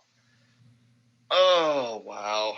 Okay. I thought you saw that. I guess not. No, I didn't. I went back and I think I watched the squash, but I think I did it like without sound or whatever. I just really didn't care about it. I just wanted to kind of consume it. I mean, really happy that Rusev's back and he looks great. And I've sung this guy's praises 1,000 times. You guys know I love Rusev, Tong Po, Ruru, whatever name you want to call him. I love him. I think he's great. EC3, let me tell you something about EC3 here. And this is coming from a guy that isn't even that big of a fan of his, even when he was used, quote unquote, properly. But he can do more than this. Like, I'm starting to feel bad for the fucking dude now. And again, I'm not even really a fan. Like, what the fuck? What are you doing with this dude? I don't understand. Why hasn't he talked? Why hasn't he had a chance to show any personality? Because I will say, he even got me in his Impact Wrestling run to chuckle a few times with some of his promos. I mean, the dude's got a voice. It may not be the best voice. It may not be a voice for everybody, and that's okay. That's wrestling. But he's got more of a voice than you're allowing him to show here. And I just don't understand, like, why you're so hesitant for him to do that, or you just don't care. Like, and again, this goes back to something that Ashton asks all the time, and that is, like, really his thing more than mine, so I'm not going to try and take credit, but, like, why did you call him up? Because this is another NXT call-up that is being grossly mishandled. Even if you feel like his ceiling is a mid-card title, like, that's fine. It's still so much more than what he's been allowed to do. So much more. And just him getting squashed, it's like, what the hell? And you can't even say, which it shouldn't, because ask Mojo Rawley how his career is going, how him losing could feed into character development, because Mojo Rawley being on a losing streak and not living up to his potential caused him to draw on his face and have some kind of a breakdown that I don't know what the fuck he's on about. So, again, you're damned if you do and you're damned if you don't. I just think the whole situation with EC3, and again, I don't even really care for him. He could get released tomorrow and I'd be like, oh, it happened. But it's like, objectively, when I'm looking at like what each performer has to contribute, he can contribute more than this. And Rusev has always been able to contribute more than what he contributes, so that goes without saying. What did you think? Or are you just kind of dead inside looking at these guys just doing the same old shit and there's really nothing to say? No, I actually enjoyed seeing Rusev kind of throw it back to his original main roster character. He brought back the swing bottom. That was cool to see. And he won with the accolade. So, yeah, two things that we really haven't seen him do in a long time. It was cool to do those. Yeah, absolutely. Yeah, for sure. All right.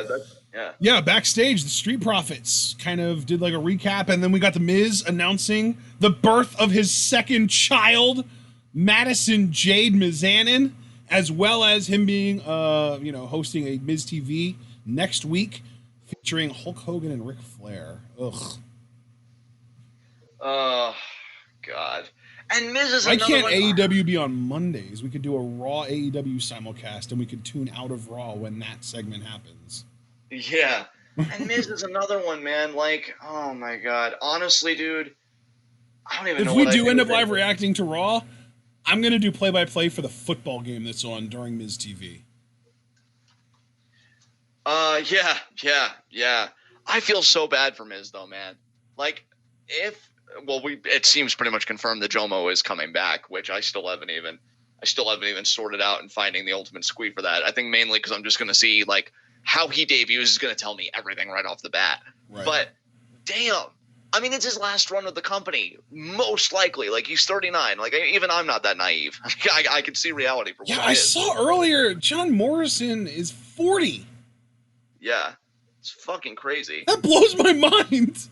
And he looks amazing. Like, he still looks better than most people do in their 20s. So don't get ahead of yourselves, people. Like, he's still God. You should feel bad for yourselves and do better. And if not, just go be alone. But yeah, I I don't know if you do a dirt sheet reunion, because could Miz really do any worse? This is a guy, and it frustrates me. And I never thought I'd go to bat for fucking Miz of all people, especially now with Jomo coming back in the company, and it just brings back younger me and like how frustrated I was that Miz was doing things that Morrison wasn't. But the dude's earned his fucking time, and each time I feel like he's gonna break through. You people fuck with him, and you do stupid shit. Oh my god, like. And I hate it because I feel like, again, now the WWE title is going to finally start being cared about a bit more. No offense to Kofi. Him and Bryan did an amazing story. But it seems like the Universal title is the title in WWE's eyes. But now they'll be on more equal footing if Brock's going to win the title. So Miz is going to get anywhere near that. And you damn sure know he's not going to get anywhere near the Universal title. So why cut these fire promos? Why be one of the best acts in your company for 2 years straight? Like, why do any of that? This is why I hate that WWE isn't a meritocracy. Because you look at Miz, and Miz isn't a triumph, he's a tragedy. And, like, that's the thing. We never talk about the tragedies enough, do we? We always want to excessively celebrate the triumphs. See, WWE isn't so bad. I'm not a fucking apologist. This man deserved another WWE title reign. He really did.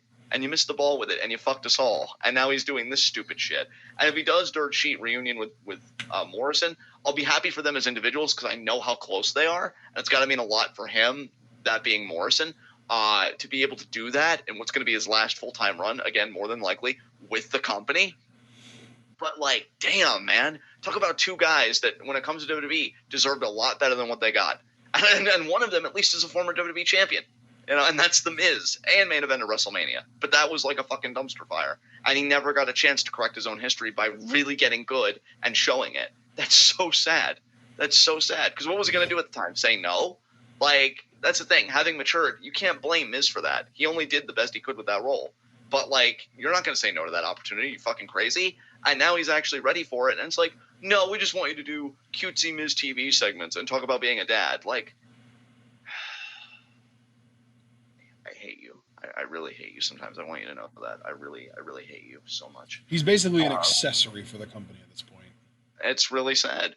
It's really sad because he's a guy that just does not say no. And I'm not saying that to his detriment, but he'll go out there, he'll promote, he'll do media, he'll do all this shit.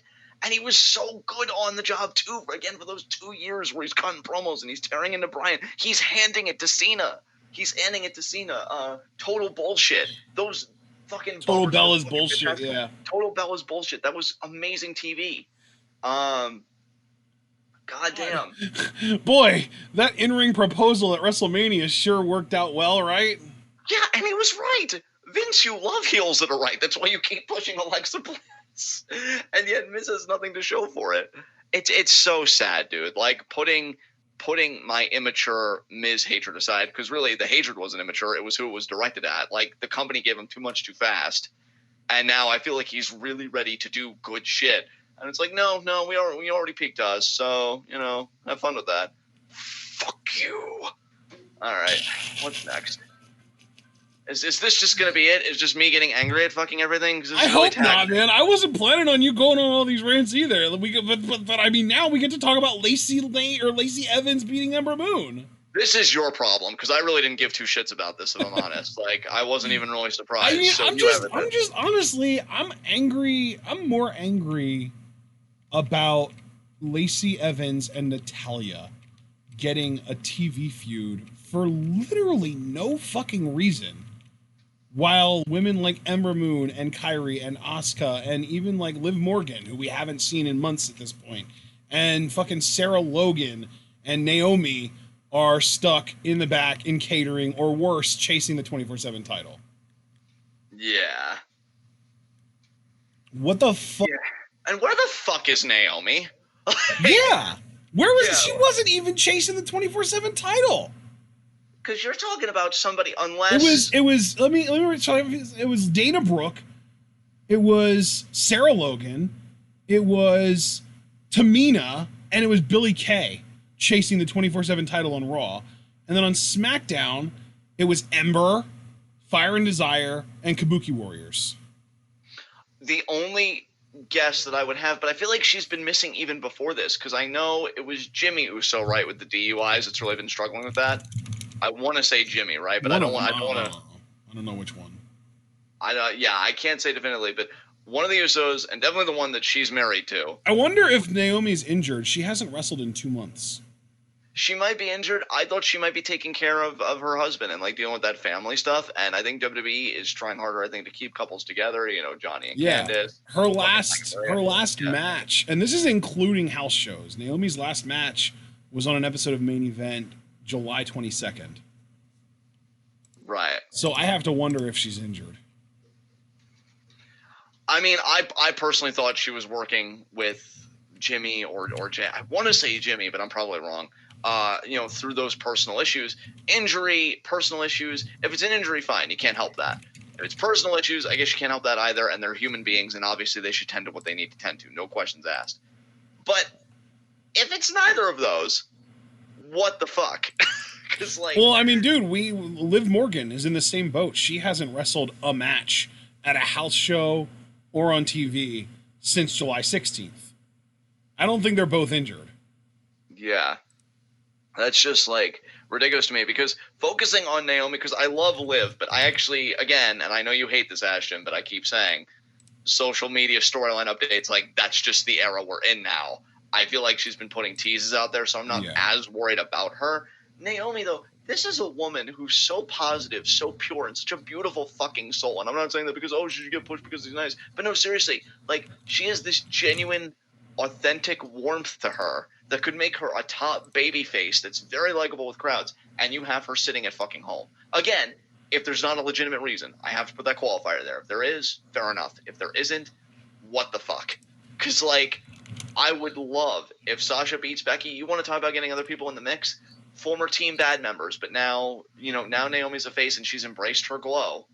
And she realizes that, like, Sasha's lost her glow, but she's dangerous, and they feud for the Raw Women's Championship, even at just one pay-per-view. Yeah. I think that'd be great. Sasha, you've said it before, Sasha gives everybody their best match and brings the best out of them. Naomi already has a lot of natural athleticism. You put those two together, you can't tell me that wouldn't be a fun fucking pay-per-view match. Like, it's right there. I don't know, dude. I get so frustrated sometimes when I think about things in this company.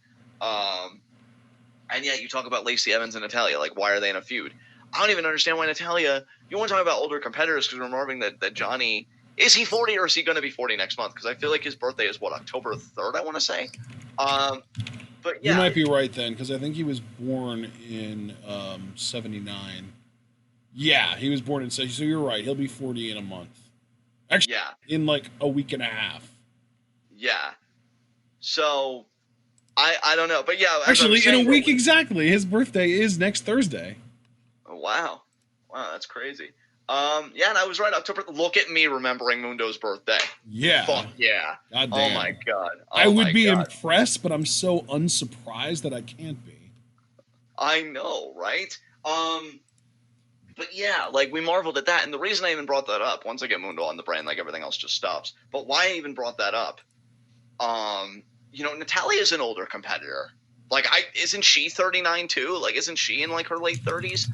Why are you giving her, especially when she's played out and she's 37?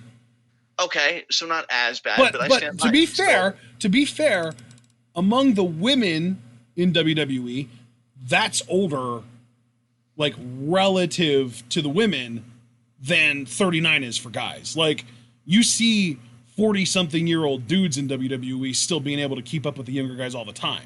Look at Jerry, look at Ray. Like, it's a thing. With the women, for the most part, you really don't see anyone past like 35, 36 or so still doing it in the ring. Like, Mickie James in her most recent run, but when was the last time we even saw her? She's dealing with an injury, I think. But I can't remember the last time she was on TV. Yeah, and she's on the older. I mean, I think she is 40, right? Yeah, she might be. Let me see. Is her age even listed on Wikipedia? Yeah, she's 40. She's 40. So, and we haven't seen her. But even when she was on, she was always very much like a background character, you know? Yes. She was briefly, you know, she had the one match with Asuka on the one NXT show. I think that was the first NXT TakeOver Toronto. And then she got brought up to the main roster with the whole La Luchadora storyline, and that's about it. That's like the extent of it. Yeah. So I don't know. I feel like because it's in a weird place because Lacey can't challenge for the title again. so long as Becky's champion. Sasha's a so heel. Put Lacey in a feud with Sarah Logan. Yeah, that actually makes sense. Especially because Sarah Logan was like the fucking runner-up in the women's battle royal that Carmella won, which again proves that battle royal is worthless because Ruby's out with an injury. Liv is doing whatever, having an identity crisis, and Sarah Logan's chasing the 24/7 title. Now, I'm not saying yeah, Sarah like Logan I'm saying though, like Sarah Logan would be a great feud for Lacey because Sarah Logan could like maybe you have like Dana Brooke versus local jobber set up, and then Sarah Logan comes out and destroys both of them, gets on a mic and says, I was the runner-up in the women's battle royal at WrestleMania this year, and I haven't been on TV in insert number of months here. Someone come out here and fight me. And then Lacey's music hits, and she comes out and says, listen up, you little nasty, with your face paint and your braids. Get out of my ring. I've got a match lined up next. And we get that match. And then that could be your spark. That could be the beginning of your match. That's all you need. Lacey doesn't like Sarah because she's a fucking Viking. Sarah doesn't like Lacey because she's a snob. You don't need anything more than that. It's a lifestyle feud. That's basically what we have between Arisa Hoshiki and Hazuki and hell, Arisa and Tam in Stardom. Like, you don't need more of a reason than just, I represent one thing and I hate everything you represent. Oh yeah, well I represent everything that you hate and you represent everything I hate too. So fuck you. And then they fight and they hate each other and they have fun matches. But it's two women getting TV time that otherwise wouldn't have. Yeah, I mean, you pretty much took the isn't words Natalia. Yeah, I mean, you pretty much took the words out of my mouth when you said that it's like a lifestyle feud, because I was even going to say, like, Sarah's a fucking Viking, you know, and had a Viking wedding and everything. That to Lacey should scream everything nasty. Like, she calls everybody a nasty. Sarah should own being a nasty. Yes. Like, you know, I'm queen of the fucking nasties. How about that? And, you know, and they fucking feud. And yeah, so I agree with you, man. Why isn't fucking Sarah Logan in this spot? Why is Natalia still getting TV time? God, what does she have on them? Like, who's nepotism? I don't know. Whose naked pictures does she have stored away somewhere? Oh God, can you imagine her talking about that? Hey TJ, I found a picture of Vince's nudie bits that I'm going to use as leverage. Like, I bet you she says the exact term, nudie bits. Yeah, your impression of Natalia is too good to make me comfortable. That's because I'm getting prepared for the seventh circle of hell I know I'm destined to be in. Where I just hear her voice all the fucking time.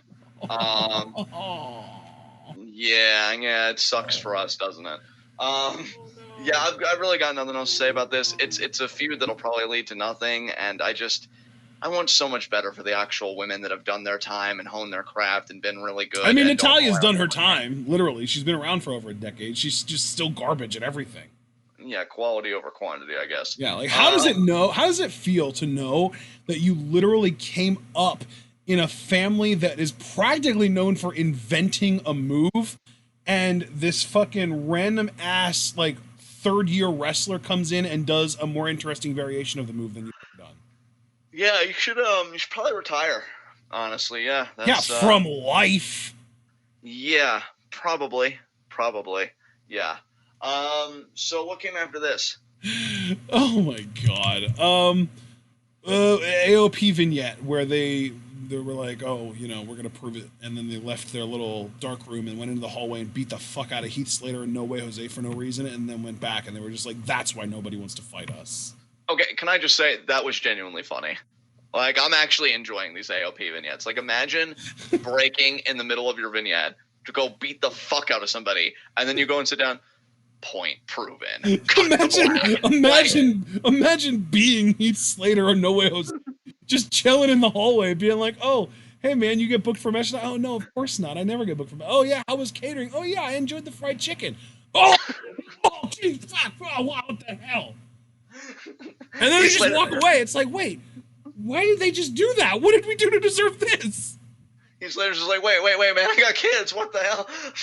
And then the AOP guy does his best Brock Lesnar impression. I don't give a shit about your kids.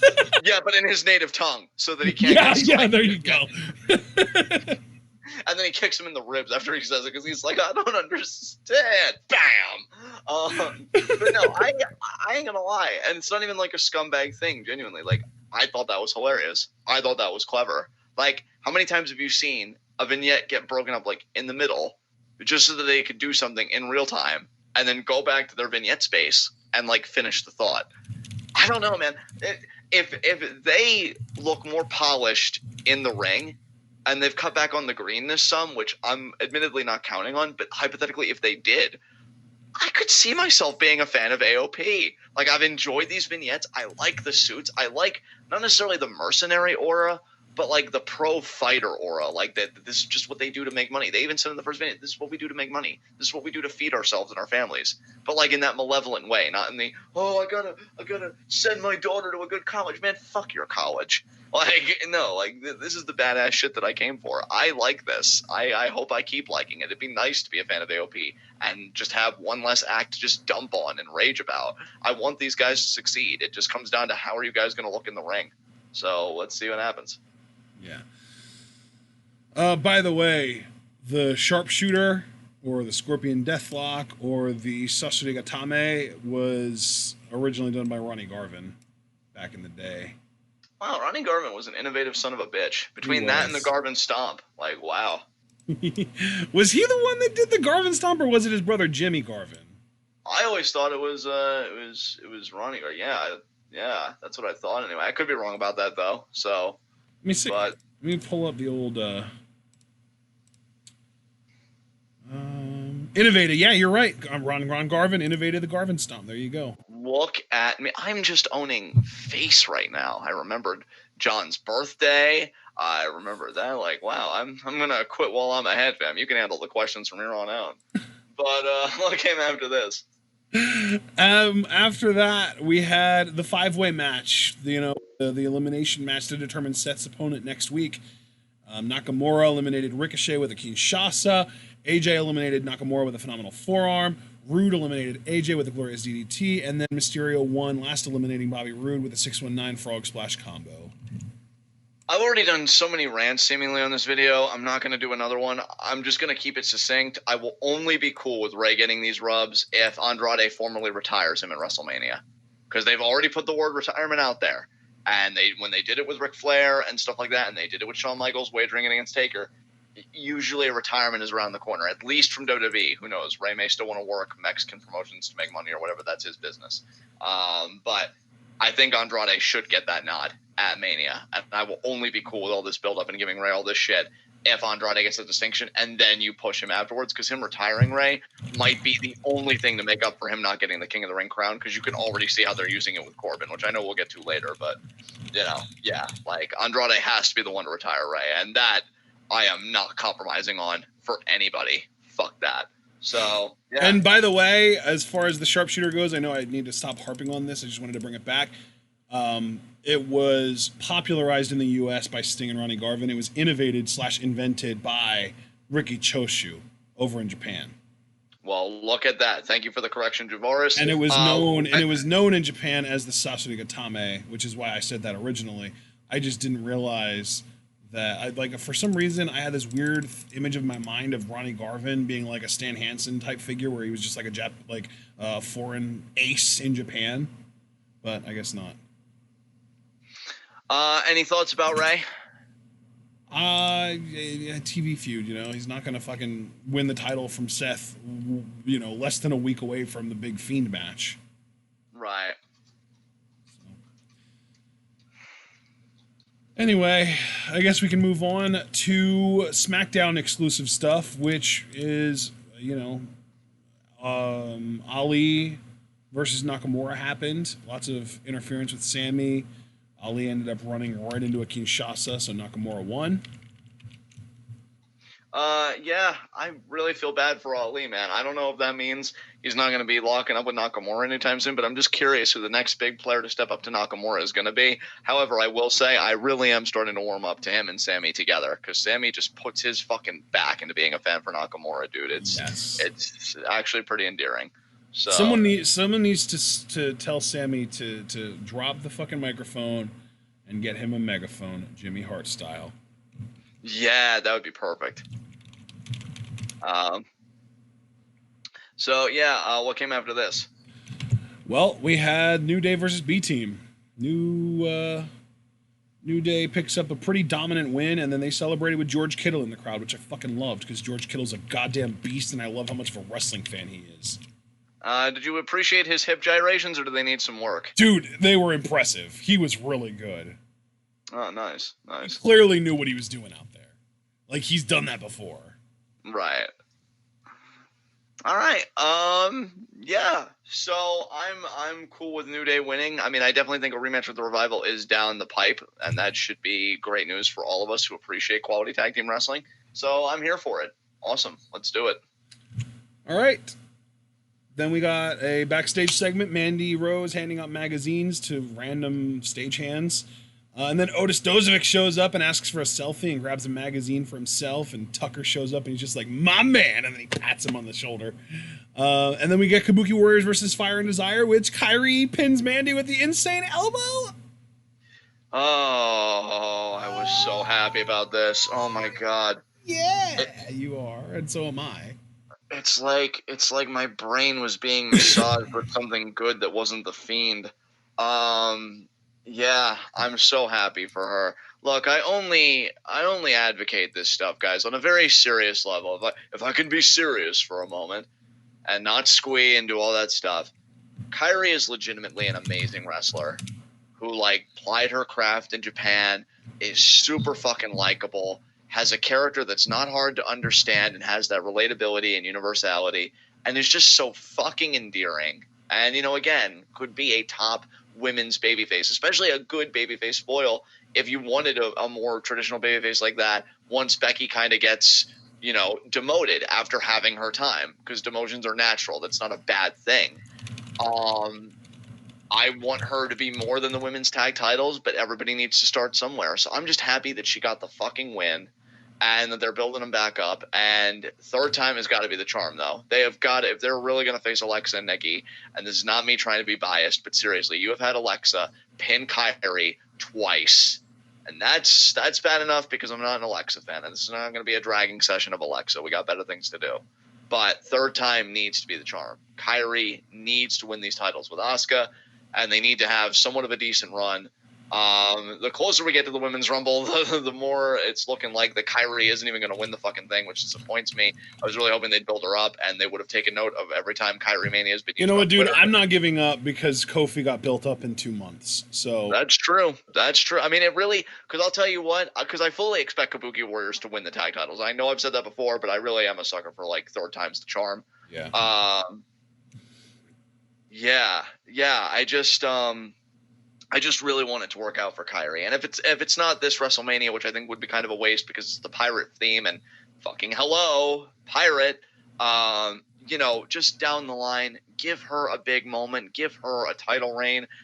She's money. Just get behind her. They showed with Kofi. I'm glad you brought up Kofi. They had 2 months. They turned him from a mid-carder, upper mid-carder at best, into a legitimate main event talent with an amazing story that had everybody clamoring for him to win the WWE fucking title. Yep. So, like, you can do it with anybody. You literally have the power of a fucking god. That's the beauty of being a monopoly. You can make anyone you want. And just pick her. Pick her, please, for the love of God. So I'm happy she got the win, but you really have to take it week by week because Buddy Murphy beat Daniel Bryan. He hasn't been seen since. Well, yeah, he lost King of the Ring to Mustafa. I keep forgetting. But, like, you get my point, though. You're still right. Like, yeah, the point is he had 3 amazing TV matches in a row that had the whole world buzzing about him, and he's been MIA ever since. Yeah. So, like, I can't be overly ecstatic about a Kyrie victory because she could drop off for the next 5 weeks, and I go right back to just jonesing. And by drop off, you mean literally off the edge of the fucking planet, like unseen for the next 5 weeks. Exactly, because that's just how this company is, which I hate how bloated they are, but again, another commentary, another time. So I'm happy for Kabuki Warriors, especially Kyrie, because I'm a much bigger Kyrie fan than Asuka fan. And for all the Asuka fans, which I know there are those that follow me on Twitter, happy for you guys too, and happy birthday to Asuka, by the way. But yeah, I'm hoping Kabuki Warriors can get back on track. So let's see what happens. Happy birthday, Kanako. Yes. You know what? I'm gonna say it in Japanese. Let me find a. Just want to make sure that I pronounce it correctly.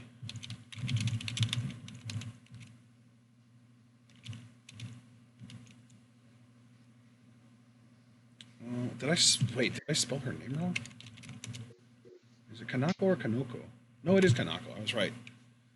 Oh, you know what? I'm not going to do it. I looked and I was like, you know what? I'm not that ambitious, and frankly, I'm not that far enough into Japanese to be able to even attempt to get that right.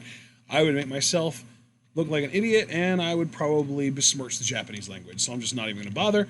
But still, happy birthday to Asuka. It's another year. How old is she anyway? Is she 30? She should be on the, yeah. 38. She's 38. Wow. Damn. You'd never guess that just looking at her. That's crazy.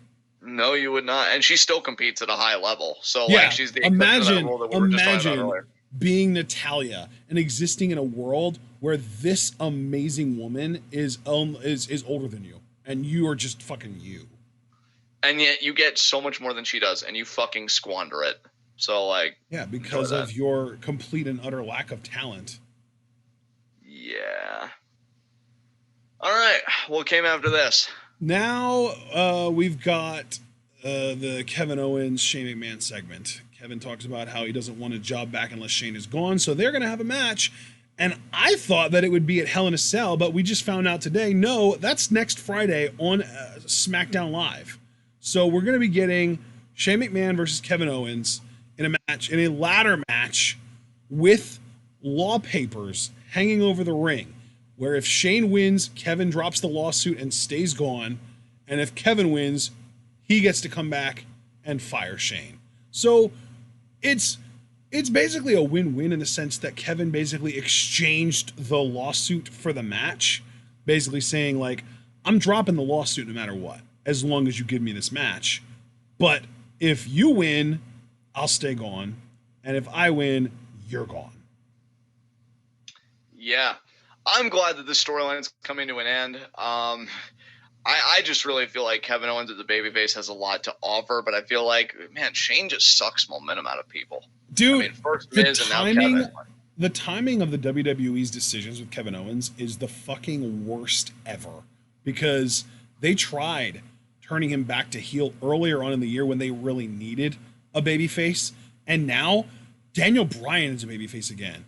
And they're finally getting through this feud with Shane, and Kevin is going to be free to do whatever, and yet he's going to be, like, at best, the third highest ranked babyface, probably even fourth because of Kofi on the brand at this point. Yeah, it's really a shame. Like, we really said it. Like, timing with Kevin Owens has been the fucking worst. He's a face. He was so, like, the first babyface run with the Bryan stuff, so good. Everybody really seemed to be responding to him. Then they turned him heel for Kofi, and now they went back, and it's like Shane again is kind of a momentum killer. Like, Shane is no Bryan, not even fucking close.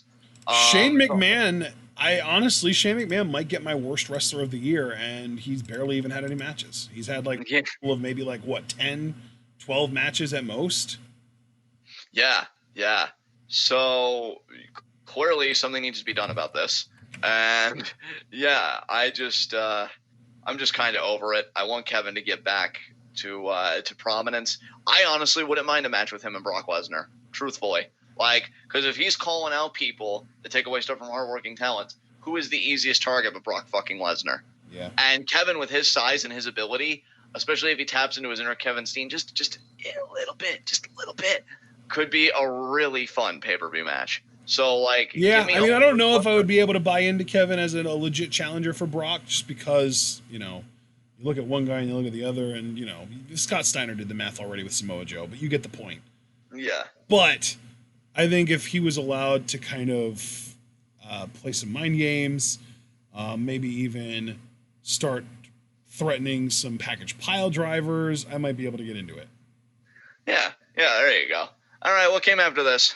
All right, after this, we get to our main event of SmackDown, which started, you know, it was the whole Roman, Bryan, all that stuff, but it started at the beginning of the show. Rowan actually opened the show on SmackDown, got lots of "you suck" chants, and he said, you know, it's like the old phrase goes, might makes right, so Roman knows I'm right, and my old friend Dan, he knows I'm right. And then Bryan's music hits, and he comes out and says, if you want some respect, fight me right now. And they have a match. Really good match, actually. And Daniel Bryan is fully back to the Yes Movement babyface status. His fire is back, everything. We even got a moment where he did a tope to Harper, sent him over the announce table, and Harper stood right back up, got up on the table, and completely ate it like it never happened. And that was a distraction enough for Bryan that Rowan was able to hit the Iron Claw. But Bryan's foot got caught up on the rope, so they had to kind of sort that out. And then Rowan did a second Iron Claw to Bryan for the win. Bryan putting yet another talent over. Selfless son of a bitch. Yeah. Bryan, I'll tell you, what a fucking gift this man is. Yes. Now this is me getting on my pulpit to do something positive. I am taking this opportunity because this commentary has been depressing as fuck when I think about everything going wrong. This dude, we don't deserve Daniel Bryan. We all recognize that, right? Like we all know as a space, like, holy fucking shit, is this man a gift? Really kickstarted Kofi's reign, was a big part in even making him feel like a main event talent in the first place, and then puts him over clean again as the champion. And now he's just put over Buddy Murphy before that when he really needed it because he wasn't on TV. Did you mention Ali? Ali, yeah, when Ali came in, yeah, that jump-started Ali as well. Fucking Kevin Owens when he came back because he pinned Bryan in a tag match. So immediately, oh yeah, Kevin needs to come back and be looked at as a threat. Have him pin me in the tag match. And now Eric Rowan. Yeah, and now Eric Rowan. Like, this dude is so selfless. Imagine if Triple H during his reign of terror had the selflessness that Daniel Bryan did. How many people he could have made. And, oh, my God. See, folks, wrestling is so much better when we help each other. Bryan is probably all this talk about, like, toxic masculinity and stuff like that. And I definitely see a lot of it in the wrestling industry with, like, a lot of the big name stars like a Hogan and stuff like that. Bryan has got to be positive masculinity personified. He has to be. This is a guy that is so secure in himself and in his spot. He realizes I could put over 500 people, and I'm still Daniel fucking Bryan. Yeah. Like, nobody's going to question me because I can beat your ass like that. Yep. It's pretty much like the Samoa Joe philosophy, but really used effectively, I feel like. And it's so beautiful. And it's so And the difference, too, is that Bryan doesn't lose every big match he's ever in, like Samoa Joe does. Like, Samoa Joe exactly ever wins his big matches. Bryan is kind of the opposite in the sense that he is really open and willing to putting guys over on TV, but he's pretty well protected as far as pay-per-view and big matches go. Which is why Kofi beating him at Mania was such a big deal, because I remember so many people were even doubting that he could do it. Yep. And he does so dominantly because Bryan is so fucking good. Oh my God, this dude, this beautiful fucking man, who I just want to have the best life doing all the activism and the wrestling that he wants. Like, it's so good because now Eric Rowan can use this, and now they're going to do the tag match, it looks like, Bryan and Roman against Rowan and Harper, and Rowan and Harper look legit. I mean, Rowan by himself looks legit. He's beating both guys. And Harper's probably chomping at the bit to take somebody's head off. And this is, dude, this is so opposite of other, like, power teams coming together. Like you think about, for example, Rock and Cena versus Miz and R-Truth. Yeah. I never believed Miz and R-Truth could win that tag match, ever. Yeah, because you never believed that the two of them combined could ever beat either one of their opponents individually. Like, a week or two before the pay-per-view, we literally saw Cena beat the two of them in a 2-on-1 handicap match. Why does he even need The Rock, right? Whereas with this, Bryan and Roman need each other. Like, they legitimately have gotten their asses beat at every turn by these two monsters. Roman lost to Rowan on the pay-per-view because of Harper. Bryan just lost to Rowan. And Bryan gets on the mic after the match, and he says, listen, I want a one-word answer. Do you want to see me and Roman kick their disrespecting asses? And the crowd lost their fucking minds. Yes! Yes! Yes! Yes! And that's it. The tag match is happening at Hell in a Cell. Yeah, and it's that simple. And I love that you said, again, because you're absolutely right, those two need each other. Because Rowan, again, by himself, well, not by himself, because Harper helped with the Roman matchup, but in a singles context, has beaten both these guys. And we know how legit Harper is when they want to make him look like that. So these guys actually look like they can beat a team that if you just looked at it without any context, you'd be like, Daniel Bryan and Roman Reigns on the same team, they'd be tag team champions forever. They'd destroy everybody. And then you realize, oh my God, no, No, they're both in kind of a rough place right now because of these two. These two might actually win, especially if, and see, you can't lose here. You can't lose here because either the heels win as is and they get a shit ton of heat. The baby faces win as is, and it's great for Bryan because people are loving him again, which I love how this dude's crowd control is like unparalleled. He's got himself insanely over and hated like at will. Like, dude, that's the thing.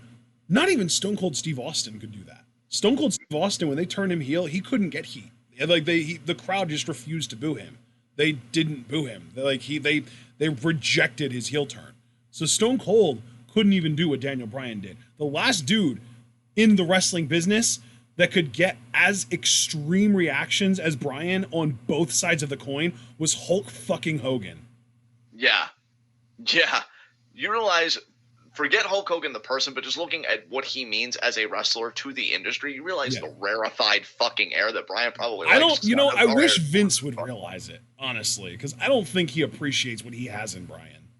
No, not nearly enough. If he really thought about it, because Stone Cold got bigger babyface pops than Bryan, arguably, and I had to throw arguably in there because let's not forget Bryan in Seattle or that cage match where he turned on Bray. Like, Bryan has gotten some stupid fucking pops. But I think that there's a legitimate argument to be made that Stone Cold outpopped Bryan at their best. But Stone Cold never got the kind of heat that Bryan's capable of getting as a heel, ever. Bryan's just more well-rounded than Stone Cold ever was, like on that front. Yeah. And Jericho is kind of the opposite. Jericho can get the kind of heat that Bryan gets, but he's never, ever, ever been as over as a face as much as Bryan in his life. No. Like, so Bryan is heel Jericho and babyface Austin rolled into the same dude. That's what I said. Like, he is the most, I guess, the most able to control. The Rock, I would say, actually. The Rock was there. The Rock got those extreme reactions on both sides. But really, he only got those heel reactions in Toronto, like in Canada. He didn't really get those extreme heel reactions on purpose in the US at all. Because, like, the only time he ever really got extreme heel reactions were when he was, like, in the Roman Reigns phase, where he was a baby face and they were pushing him to the moon and no one fucking liked him. And it was die Rocky die and shit. So, yeah. But you know, when he was Hollywood Rock, he was getting that kind of shit in Canada, at least. I don't know if he ever got that kind of heat in the US. But yeah, man, Bryan is a special son of a bitch. He is on another level. His ability to make a crowd feel whatever the hell he wants them to feel is unrivaled in today's wrestling world, and unrivaled in the last, like, 2 decades almost of wrestling. Yeah, and like just to kind of round out my point earlier about like how you can't lose, the final option would be like that theory that people have been having. Bryan's going to turn on Roman and reveal that he's been leading the faction, so he can momentarily regain that top babyface status, only to give it back because he knows. And Jake Roberts talked about this in his Hall of Fame speech, and we just got done having a lengthy discussion about it. Just that crowd control, make them clap, make them cry. Send him over, and I think Jake got into some like sexual stuff there as a joke. But like, yeah, you could do anything you want with this crowd. And Bryan's like, "Oh, you love me again? You love me again? Well, I still don't love you. Fuck off. Come on, boys, let's go run SmackDown." Yeah, dude. Like, that's the thing. If Bryan wanted to, like, if he really wanted to, he could turn on Roman in this match, and he could be like, "This was my master plan all along to prove that I can string you people along like a bunch of puppets, and I've got your strings, like, you are under my control. I make you feel what I want you to feel, and you all were ready to cheer for me again after I've spent the last year telling you how disgusting you are and how much I hate how you're treating this planet, and these guys are my warriors in our crusade to save it." Like, he could completely pull another 180. It would be completely believable. It would be completely diabolical, and it would fucking work, and it would be amazing, and I would love it. Or he could just stay on this trajectory and be the most over babyface in the fucking company again. Like, it's his call. He can't lose. No. And he can't lose because he's a master fucking card player, metaphorically speaking. It's beautiful. It, like, I once said about Jeff Cobb physically that he's like a once-in-a-generation performer, but I think when you look at the totality of what a wrestler is, Bryan is a once-in-a-generation performer. Like, he's everything that Shawn Michaels always talked about what he was. Like, Bryan is that to me. Yeah. And, like, better appreciate him while you got him, folks. Because we lost him. And really, I mean, speaking of Shawn Michaels, Brian, you know, whenever the day comes, and hopefully it's at least a few more years away, that he decides to hang up his boots, I don't want him on commentary. I don't want him backstage. I don't even want him in the fucking performance center. That dude needs to start up his own wrestling school and train people the right way, because the way the WWE does it ain't fucking right. Yeah, that's true. That's true. You start your own separate school, and you know WWE would get their claws and whatever talents would graduate from there. Oh, absolutely. That's their problem. Absolutely. Yeah. But the thing is, those people would already have a few years of seasoning, and they would have been trained the right way. Their fundamentals would have been trained the right way. Like, I feel like Brian, as a teacher, he would lead like a fucking dojo, like New Japan style. Like, he would not fuck around with this WWE calisthenics bullshit. He would teach you how to be a wrestler. He would teach you how to do it the right way. And that, like, I would be so excited for people trained by him. Seriously. Yeah, absolutely. Well, like if I was like Edge and Beth Phoenix, or, you know, like name another wrestling couple, like fucking Miz and Maurice, or Shane McMahon even, I would want my kids to train at that school. Yeah, for sure. Right? Absolutely. Like, Vince would be like, "Oh, hey, Shano, one of your boys gonna come over to Full Sail and learn how to run the ropes like the real men." And Shane would just be like, "Oh, yeah, thanks, Dad, but I sent him up to Spokane to train with Brian because, you know, he's good at it." Yeah. Oh man, this felt wonderful. I needed this uplift after thinking about all the depressing stuff in the company. Brian, you're so good. Well, it gets better. It gets better, but it's got to get a little bit worse before it gets better, okay? Okay, I'm ready for it. What are we talking about that's worse? So the thing that's slightly worse is Raw. We had Gable versus Corbin, and Gable had Corbin in an ankle lock. Corbin got himself DQ'd by hitting Chad with his scepter, and then on SmackDown, Gable addressed it. And before I move on, do you have anything to say about the match and then Gable addressing the match briefly? No, I don't. I like Chad, but yeah, I don't know. Okay, so Mike Kanellis cuts Chad Gable off to prove to Maria that size does matter. And before we even talk about this match, I just have to get this off my chest. I love that the guy who literally last week was called a beta cuck on television is picking a fight with a fucking Chad.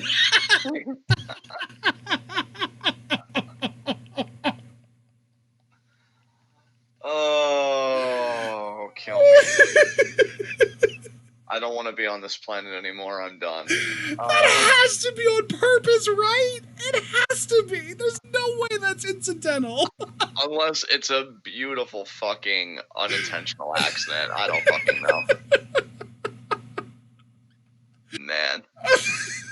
And the Chad won.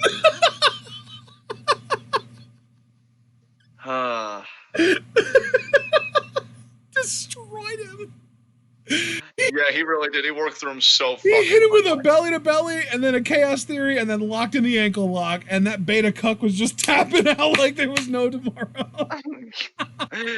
Yeah. Oh my god. Jesus, this story is fucking ridiculous. Oh my god. I'm sorry. That's just... No, I wanted you to get it out of your... No, dude, I get it. When the mood's right, you're talking about a guy that does a squee every 5 minutes when he's entertained. So, like, no, have at it, man. Have at it. I mean, the language is just too intentional to not be intentional. Yeah, I don't know how to feel about all that, man, but... it's really... You don't think that beta cuck Mike Kanellis trying to take out a Chad... You don't think that was entirely on purpose?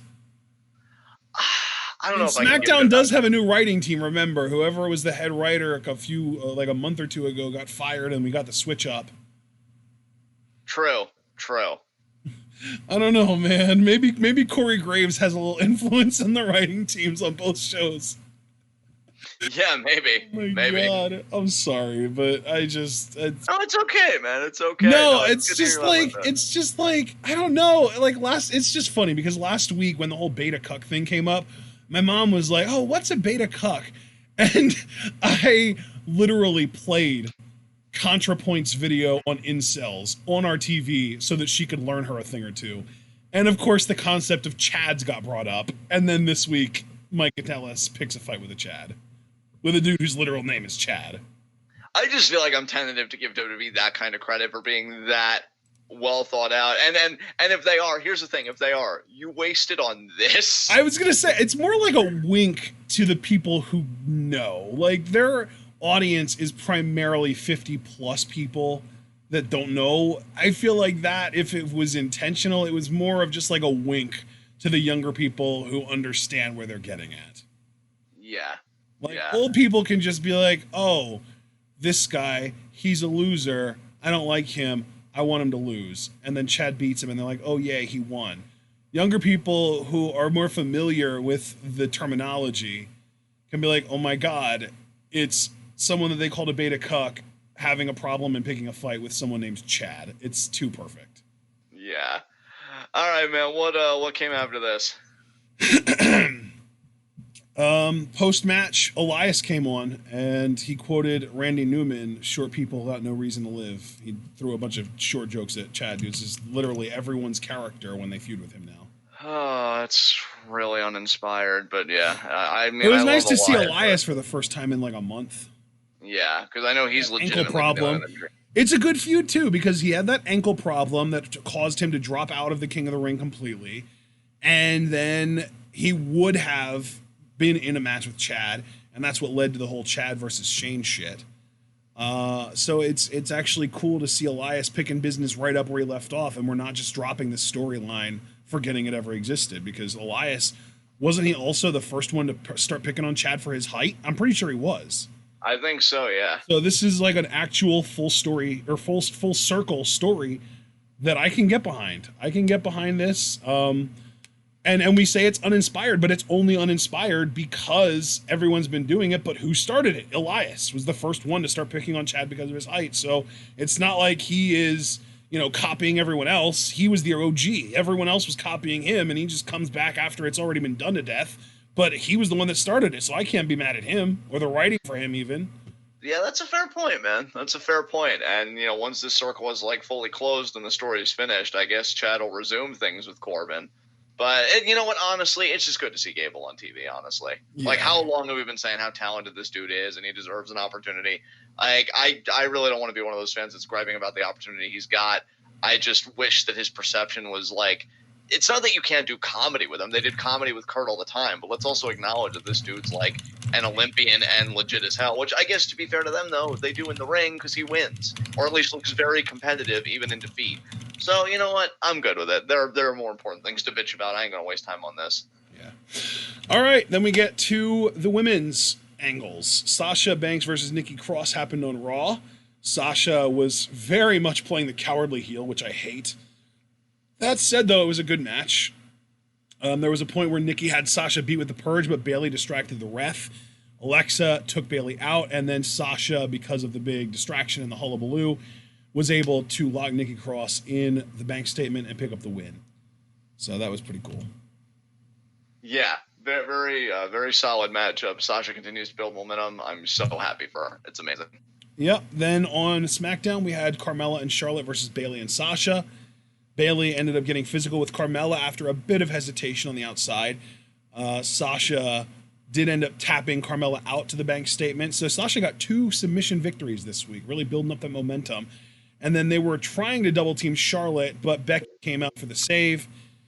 And, then at the very, very end of SmackDown, after the Roman Bryan stuff, we did get a brief glimpse of Becky about to be interviewed, but then Sasha attacked her, beat the shit out of her, and left her pretty much writhing in pain. Yeah. It was good shit. I'm really enjoying Evil Boss and Hug, as people have called them. And yeah, Babyface is firing back. Now we know on the big Fox premiere it's going to be Boss and Hug versus Becky and Charlotte. Maybe Charlotte will actually lift a finger to help this tag partner, because Carmella was writing the submission. Charlotte was looking right at it, didn't even bother to break it up. God, Charlotte, I hate you so much. So yeah, it should be a solid enough tag match, and we'll see what happens there. Yeah.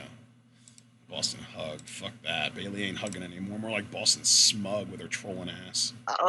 You know what, though? I love it. I'm here for it. Keep being mean to people, Bailey. They don't deserve kindness. I love Troll Bailey. She is really, like, there is definitely a little bit of that Bo Dallas troll in her right now, and I just want her to embrace it and just run with it.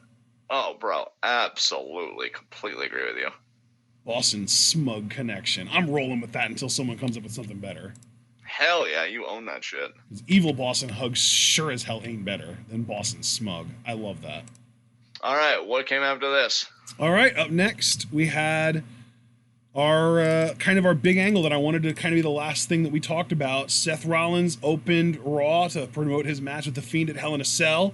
His new thing that he's kind of using as almost like a catchphrase is survive and prevail.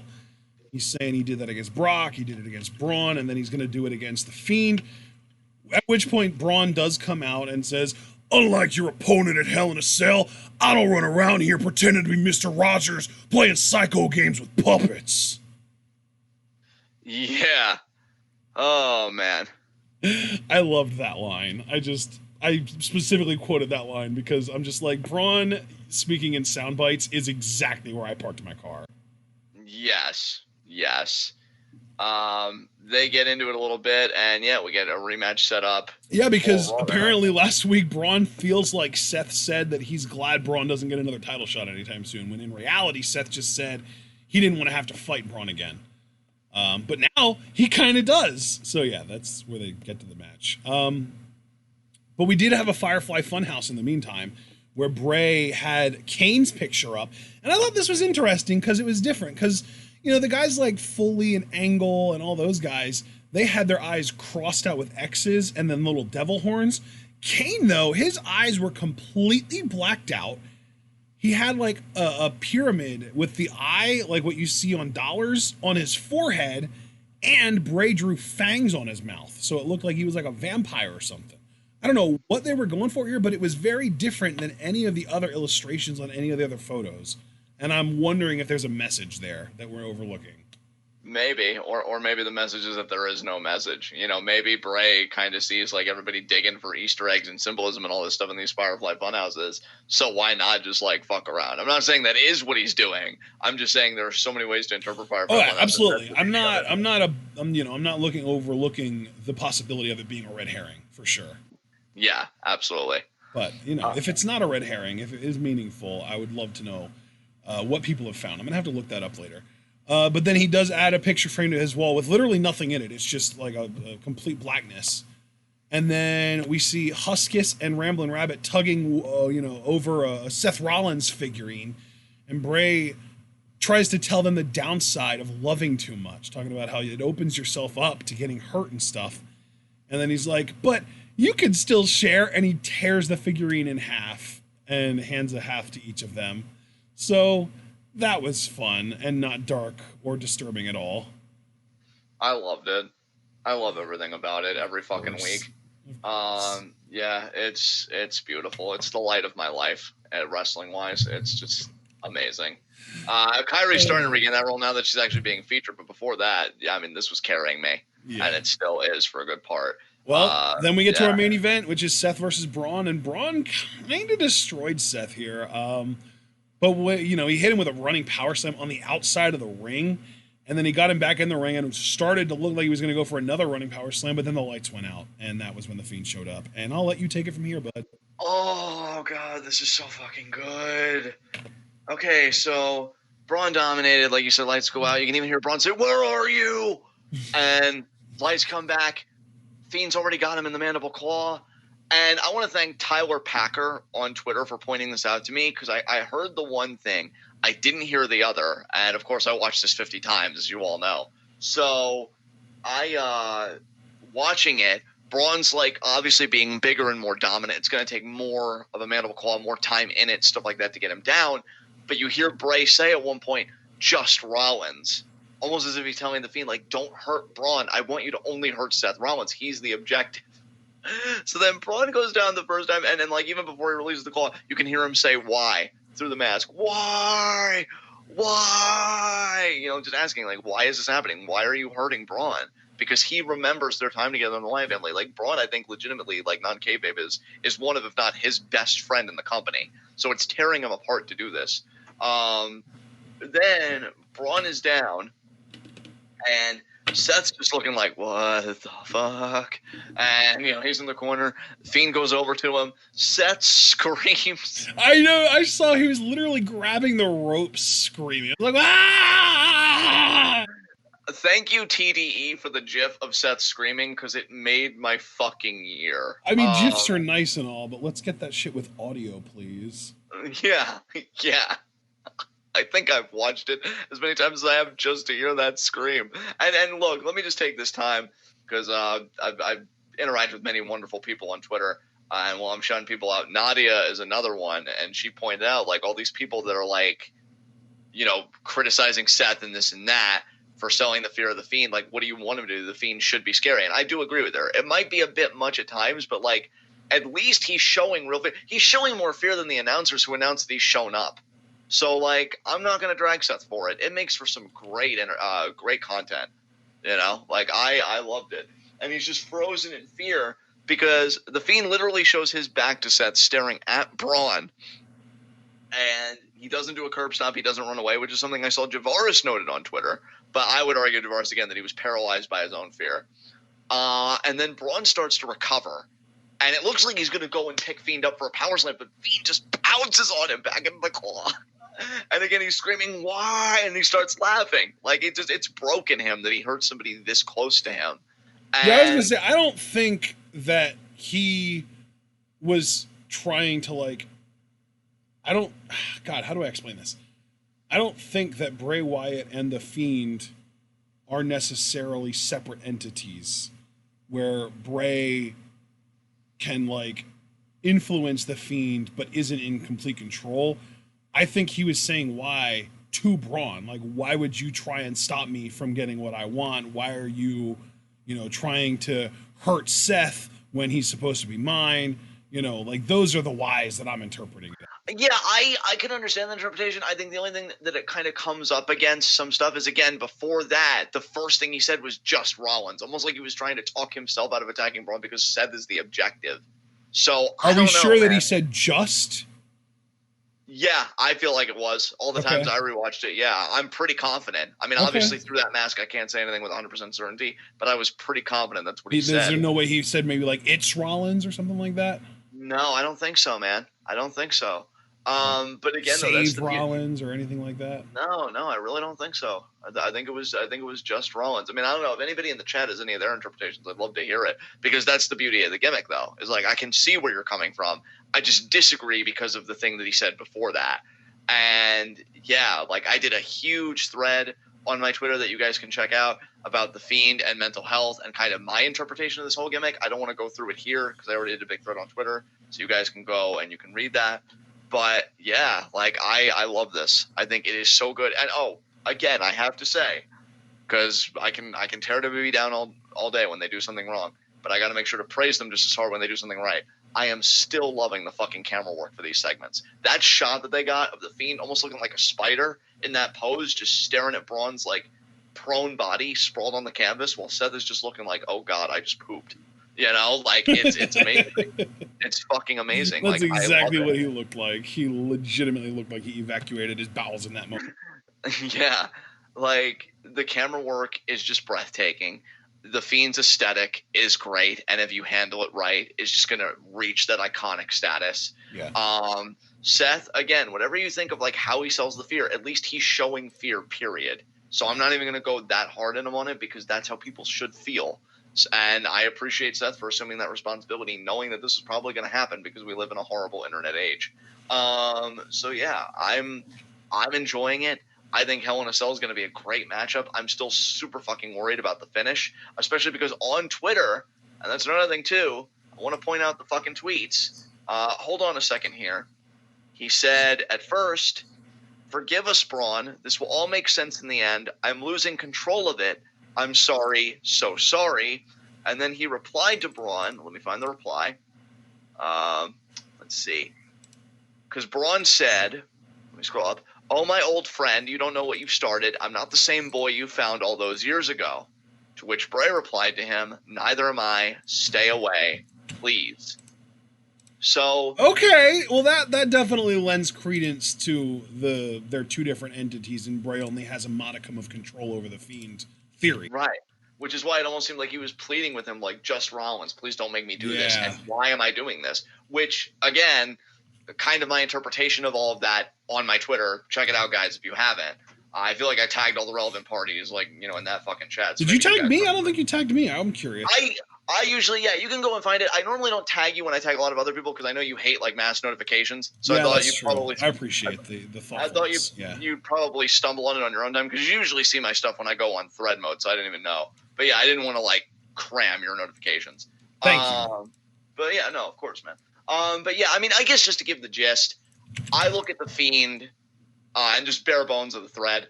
The Fiend as something that Bray made to overcome his trauma and take his power back.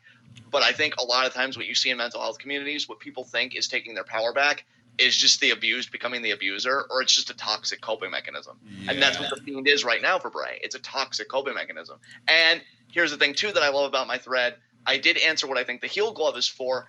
I think that's going to be when he's able to control the Fiend. That's going to be the babyface run, when he and the Fiend are completely synergized and aligned. And then he's able to be kind of That's brilliant, though, because that's like you're planning ahead. Like you're the heel now and you're going against all the good guys and you're beating them up and you don't have the control and stuff. But you have the foresight to be like, oh, I have this other glove where once I start to be able to actually, handle my shit and be able to control the Fiend, I can start. He could start coming out in that red sweater and being, that Mr. Rogers character on TV and being a good guy.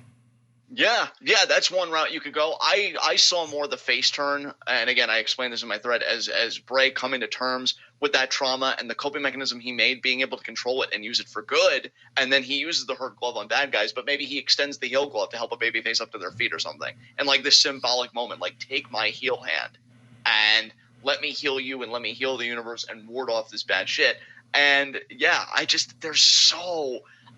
guys, I cannot stress enough, and I want to mention something that I said. I wish I could remember his. I think it's Sean Carpenter. I think. I don't know his Twitter handle, but I think it was Sean Carpenter. Boy, I love Sean. He's great. Sean is great. We were talking about the Fiend. I am going to say, and I don't want to get too far into myself because I don't want to take away our viewership for preview and predictions, but I said, if the Fiend does not go over, which, Ashton, I got to tell you too, man, to be fully transparent, I didn't mean to do it. It happened. You know how the internet is. I did see an interaction between Seth and Fiend after Raw went off the air. Just going to leave it at that because what I saw, I don't even know what to make of what I saw. But I said to Sean, if the Fiend loses, it'll be the first time in a long time that I won't just be angry with WWE. They'll have broken my fucking heart because there is so much here as a heel, as a babyface. Again, you don't even have to go with my interpretation. This isn't banking on me being right. God knows we should never bank on me being right for anything. But if my interpretation was right, which I feel like you could read so much into this gimmick, and like he overcomes that trauma and he takes control of the Fiend and he starts healing people, that is an inspiring, beautiful fucking babyface. You want to talk about all the fucking campaigns you want to do? Jesus Christ. Talking into the mental health community, being like, you know what, you are strong. You can overcome your monsters. You can be a better person and not be hurt and be stronger than what your trauma made you. And, like, I don't know, maybe you put Mr. Rogers Bray. Imagine that. Putting fucking Mr. Rogers Bray as the head of your campaign or something like that. Amazing. Like, I just see so much possibility with this dude. But if you make him a loser, all of that possibility dies. And I am terrified of that happening, either with Seth or with Brock if he manages to get by Seth. I am just terrified of them fucking this up because it's not just that you have lightning in a bottle. Like, we talked about how amazing Bryan is. Bray is that similar level of amazing, but in a completely different way. Because his characters, to me, legitimately have the power to speak to people and to touch them in a profound way, as characters should with really good television. Me and my sister were talking. We were on a hike. We were talking about this. How like we can sympathize with characters that do like the worst stuff just because they speak to something in us. And I feel like that's Bray. And if you fuck this shit up, I swear to God, you're gonna kill the magic. And not just for a grown ass man like me that really shouldn't even care, but for the kids that may look at this and just be awed by it, the way I was awed by like 0203 Kane or whatever. You know, don't kill the fucking magic here. And I've never used that word. I have used like print money. I have used greatness. I have used all of these words so many times. Magic is not a word I use often. So if I'm using it for this, what does that tell you? Don't fuck this up, please. Really don't. Don't break my heart. Don't, because you don't want to know what's on the other side. Because there's ranting, and then there's what I will do if he loses this fucking match at Hell in a Cell. Like, you guys will probably want to be here. Well, let me ask you this, though, dude, because this is what they've been doing at house shows. How would you feel if he lost because he got himself disqualified because he was more interested in punishing Seth than actually winning the title? I mean, I'd be annoyed in the sense that how can you do a disqualification in a fucking cell match? Oh, shit. God, I keep forgetting. You keep forgetting that. God, damn it. I'm sorry. God, fuck. But I already told you, though, how I would do it. You don't even have to do a DQ. You could just say no content because he destroys. Like, throw the match out because he destroys one ref. Another ref tries to come back. He destroys. Like, have him destroy. You know how you had that one segment? It's funny that we mentioned Awesome Truth earlier, where they like locked themselves inside Hell in a Cell and they barricaded and they attacked officials and then they just laid everybody out. Have Fiend do that single-handedly. Have him attack everybody, and then I already told you, if you really wanted to be extreme, like really extreme, which you know WWE isn't going to want to go to, but if you really wanted to send a message, have him beat the fuck out of Seth, find a way to get him to the top of the cell, do the fucking claw, and then right as you're like posing over him, you look around, lights come back on, and you know what? You're like, no, before I leave, one more thing. Chuck him off the cell through a crash pad, disappear, Bray's laugh while Seth is like in the darkness. That's how we close. Like, that's how we close. That's the way you do it. Has anyone ever done a power bomb through the table, obviously with, like you said, the crash pad, off the cell? Not that I know of. Because, like, a power bomb is a really, really safe move. It's really easy to keep your opponent safe in it and stuff. I mean, as long as they landed on a crash pad, it would probably fuck someone's tailbone up pretty good, but I don't know. It's a possibility. It's a cell match. I hate when they take liberties like they did with Roman and Braun. And by the way, to clarify, I do mean like a sit-out power bomb. Like, you go down with them so that it keeps them protected. Right.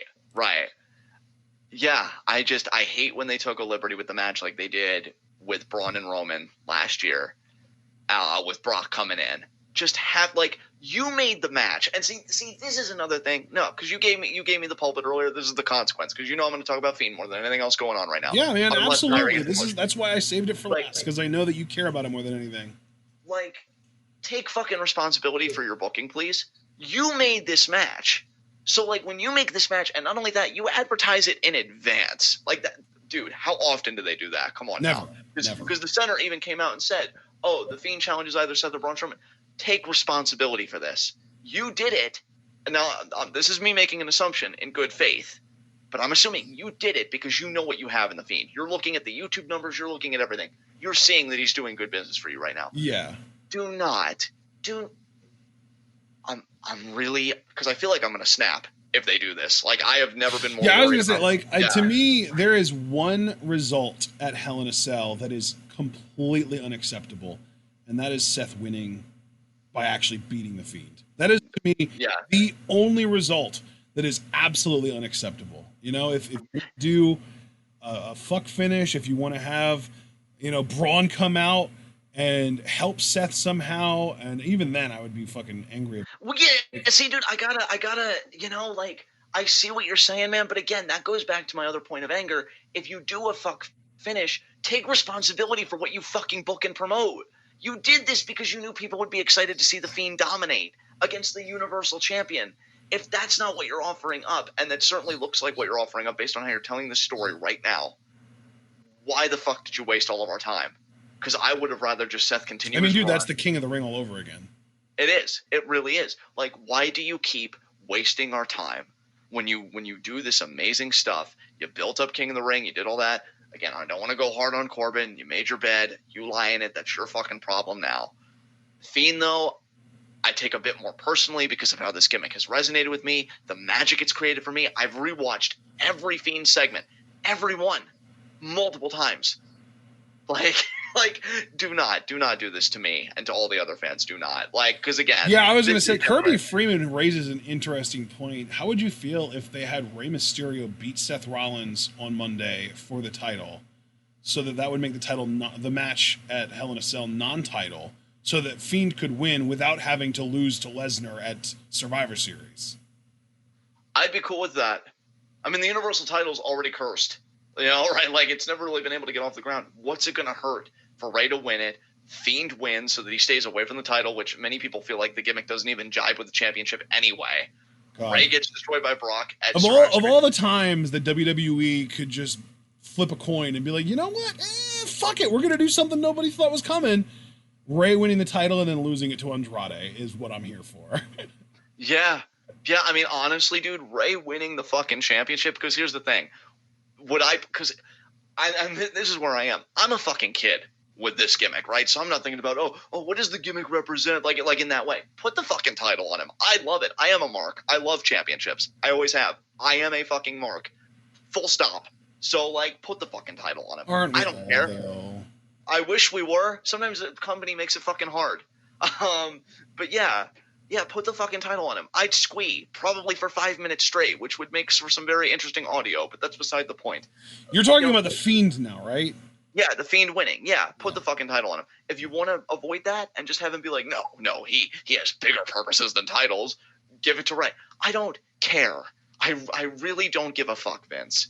But just do not have this man he needs to win. He needs to beat Seth in the cell, period. Yeah, he needs to beat Seth in the cell. No fuck finish. Certainly no losing. Take responsibility for what you fucking book, because whether you know it or not, that's what you promised us when you started promoting this shit ahead of time by making it a big deal, because he issued the challenge. Come on, you know what you're doing. Even you're not this dense. You know what the fuck you're doing when you make it like he issued the challenge. Hell, the first Firefly Funhouse in the wake of it, Vince Puppet. How dare you challenge them? You know how valuable they are because you know that he's going to kill him. Why would you have Vince Puppet say that if in our minds we're supposed to think he is going to kill one of these people and we are going to lose money? Then deliver on the murder. Offer up the fucking body. That's all I'm asking. Just take responsibility for your fucking booking one time. And then you can avoid Fiend Brock, which I wish you wouldn't, honestly. I wish you'd have a bit more courage and backbone and have Fiend go over Brock too. Because why should he fear any man? What is a beast to a monster? A beast that's really a man calling himself a beast to a monster. And I'm sure Paul Heyman would, have his, take on that same thing. I'm sure he would until he got a mandible claw down the fucking throat. Then he wouldn't have many takes now, would he? Because then he'd be fucking passed out, trying to scream in between the fucking fingers that he's just an advocate. I'm just an advocate! I'm just an advocate! And then he just passes out. I'm sorry. Am I obnoxious for giving Fiend the world? I don't think so. Because then, you know what you do with that? You make him dominant, and then you fucking give Demon Balor a rub. Yeah, and then dude, that's the thing. You said it. 2 million views on YouTube. That's not that don't lie. In fact, yeah. Seth and Braun don't draw those numbers by themselves. That's all Bray. Yeah, let me even get real-time data for you guys right now, since we're already talking about it. I've already talked enough about it. What's a few more seconds? Just really just pull up your history. I'm sure you've watched it 3 times and jerked off while we've been recording here. Yeah. Now let's get an exact number. So this video, and I've probably contributed over 2 million to this, 2,615,128 views. And do you have WWE's YouTube channel pulled up, or is it just that one video? I have the YouTube channel pulled up. Yeah, why? How many views did Brock appearing on SmackDown last week get? Let's see. That's actually a really good question. Let's see, friends. I'd have to scroll down a bit, so forgive me. You have anything you want to say about all my ranting while I'm looking for this? No, dude. I'm good. I just really Wow. He actually did more. Fiend did more numbers. Brock only has 2.3 million right now.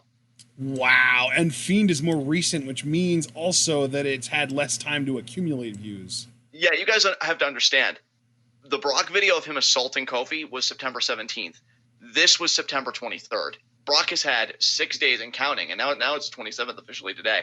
And Fiend's beating him, not by the biggest margin, but he's still beating him. Brock, 2,329,499 views. Fiend, 2,615,128 views. What does that fucking tell you? He's taken him. He's taken his fucking spot. Brock ain't shit anymore. Brock isn't shit. You hear me, Beast? You hear me, Paul? Your monster, your conqueror, isn't shit anymore.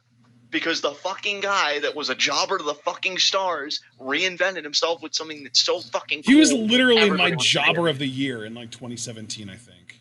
And he's taken back his fucking spot. And this is why I think I'm so angry, because I feel like the Bray Wyatt fan in me never really died. And I have watched this man give mouth to mouth for his own fucking career, because God knows you fucknuts didn't help at all. And then if you're like, oh, we've really booked ourselves into a corner, what do we usually do in these situations? Oh, you just have the champion win and then give an inspiring speech about how they overcame. If I wanted to see that, I would just watch Yu-Gi-Oh! For the 900th time, and it would be more entertaining. Like, literally, if I wanted to fucking see that, I would watch an episode where Taya gives an inspiring speech and then Yugi just happens to draw the card that he fucking needs, and it would be more entertaining than this shit. Don't fucking do this, because I'm warning people. I'm really warning people. There is me angry. There is me scumbag. I don't know if I've ever really shown what a broken heart is like, because it's been a long time since I've been that invested in something wrestling. I have always loved wrestling. I am fucking passionate about this dude. Do not poke the fucking bear. Do not. No, he has to win. I will accept nothing less. And you notice too, I'm usually far more tolerant of people's fantasy booking. In Q&A today, when Super Blue came in with that Undertaker stuff, I immediately shot it down. Immediately. Didn't even say, oh, well, it could be good like I usually do. No, I immediately shot that shit down. I am not tolerating it. I'm sorry. I'm not, because we've done that too many times with too many gimmicks. This is different. Treat it like it. And that's really all I'm going to say, because I know I'm going to start getting redundant if I haven't already. I am just so fucking passionate about this gimmick, and I am terrified every waking day that isn't Hell in a Cell leading up to it that they're going to fuck it up, and it is really going to upset me. It is really going to upset me. Because when are you going to have magic like this again? That beats Brock Lesnar in YouTube views. When are you going to do it again? Yeah. Yeah. Come on, man. Don't do this to the Fiend. Don't do this to the Fiend. But is there anything you want to say as the more rational person here? I don't think so, man. I don't think so. Yeah, well, that's that. Let's just all hope. Yeah. So I'm like, yeah, I really just wanted to hear what you had to say about it, because to me it was cool, and I loved the imagery of, Bray had Braun down, and then he turned around and Braun was back up, and he just took him right back down immediately, jumped on his ass. I loved that. That moment was amazing. But that's, yeah, I really enjoy the imagery of this feud more than pretty much anything. And it's very, very apparent to me that your investment in this feud so much outweighs mine that I don't even want to try adding to this, because I don't have anything that I can say that is different than what you already said. And like you said, I don't want to get redundant. So, Foster, I will just say this. Foster, if you do take that break, I at least want us to, I know the Kevin Owens joke is old, but I'm bringing it back this one time. If you want to buy time on the WWE Network so we can hold each other and cry, I swear to God, I will put up my half, because I will need somebody to just fucking hold and cry and ask why we can't have nice things before you go on that break. But mood, friend. Mood. So yeah, is this where we go into high spots, low shots, friend? Yeah, I was going to say, it's funny because this is like the most excited that I've been about WWE in such a long time, because of this whole premiere week coming up and SmackDown going to Fox and the shakeup in the commentary teams and NXT being just fucking loaded and being on USA 2 hours every week. Like, this is the most excited I've been about WWE in a while. And I mean, like, probably since like around WrestleMania season this year, at least. So yeah. I'm with you and Foster in the sense that, like, if they fuck this up, my jadedness will escalate exponentially. Yeah. God help us if that happens, because I don't even. Yeah. Honestly, I will say this. Thank God we're not doing like Raw reviews or whatever anymore, because honestly, if we were still in that era of TWitWoW, and this is how I'll punctuate it, and they fucked up the Fiend, I probably wouldn't even need to convince you that much after you saying that, but I would have to pull you aside and be like, Ashton, I got to be real with you, bro. I can't do it anymore. Like I'm burned out. You know what though? Us talking about this, it might be the last time for a while that we are excited about WWE. So I think we should make it official. I think we should live react to Raw on SmackDown next week. Yeah, we should. It's before Hell in a Cell, and it'll be great hype for our Hell in a Cell preview predictions because we'll be covering both go home shows. And we'll actually jump right into preview predictions as soon as our SmackDown live reactions are over. Like we'll be done with SmackDown live reactions at 10. Maybe we do preview predictions at 10:30 or something like that. I'm cool with that. Hell yeah, I'm cool with that. Because this Hell in a Cell pay-per-view, not even just Fiend Rollins, but you look at the women and everything else. The whole thing is pretty loaded, yeah. It is pretty loaded. Yeah, so I'm cool with that. I'm absolutely cool with that. And this this premiere week could change things up a lot because we've got a lot of titles being defended. I mean, hell, on SmackDown next week, we've got Rudolph defending the title. Or actually, not on SmackDown, it's on Raw. We've got Rudolph defending the Raw Tag titles against Heavy Machinery. Yeah, wow. Damn. Yeah, and then, and hell, I mean, we'll see as far as our excitement levels, because if they're low because they fucked up the Fiend, we won't want to, but I think that the week after Hell in a Cell, we should do a mock draft and then maybe even react to the draft that Friday and the following Monday as well. So I think that we're going to be doing some WWE style live reactions in the coming weeks that we never would have planned on doing otherwise. Yeah, I mean, that all sounds great to me, man. So I guess for now, let's close this out because I can tell we're nearing the finish line with high spots. Well, what is our next segment, John? High spots and low shots. I guess my low shot will be Heath Slater and No Way Jose because they got to tag during a fucking vignette segment. Like, how much of a baby bag bitch do you have to be to let that happen to yourself? So yeah, low hanging fruit, but that's pretty much been their entire career. So. Oh my God. I wasn't expecting you to go there. You know what? I'm gonna take the high road. My low shot, Seth Rollins. All right. I mean, his Universal title reign feels like it's hanging on by a thread. It really does. And whether it is the Fiend or whether it is Braun, who really could have had him beat tonight if the Fiend didn't show up. I mean, Seth's looking really weak lately. Yeah, brother, and I know you've watched Hercules, so you may get this reference. I just hope it's not a fucking golden thread, like towards the end of that movie. They try and cut it, and it's like, oh no, he's a god. I just really hope that's not fucking Seth, man. I hope. I was even thinking like, oh shit, he's looked really weak lately. Examine that statement. That could be really bad. That could mean that they're setting him up to overcome. No, please, no. Yeah. Oh God. I think we all just need a big crying / huddle hug session. Like if the Fiend, if they fuck him over, I am so down. I think if assuming that match main events Hell in a Cell, if Fiend doesn't win, like if we're upset about the finish, you and I should end the Hell in a Cell live reaction normally, and then go live again with a Hell in a Cell therapy party. Yes, I am so here for this. The Fiend lost. Come in here and hug us about it. Yeah, high spot for me. Again, it's kind of become like the Adam Cole rule for you when he's on NXT. It's just like he's doing it for me right now, and and YouTube speaks for itself. I'm clearly not alone in this. The content's compelling. He took out Braun Strowman this week.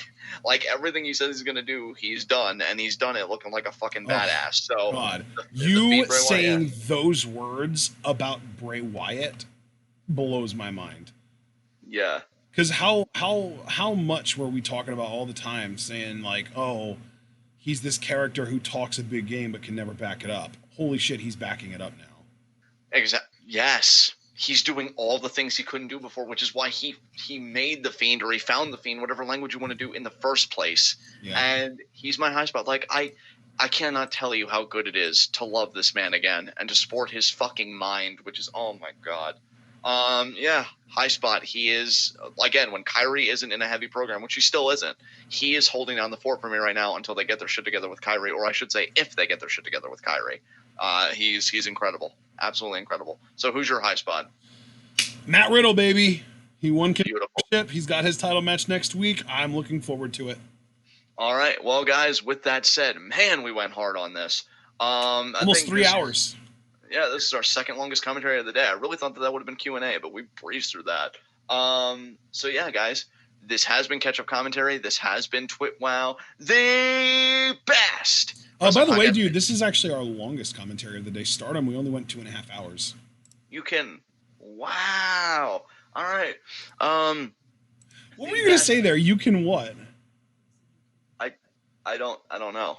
Oh, did you say? Are you kidding? Oh yeah, I said, "Are you kidding?" Yeah, because I was shocked about that. Yeah, man. Our Stardom commentary, we went 2 hours, 34 minutes, 2 seconds, and we've been live now for 2 hours, 48 minutes, 31 seconds.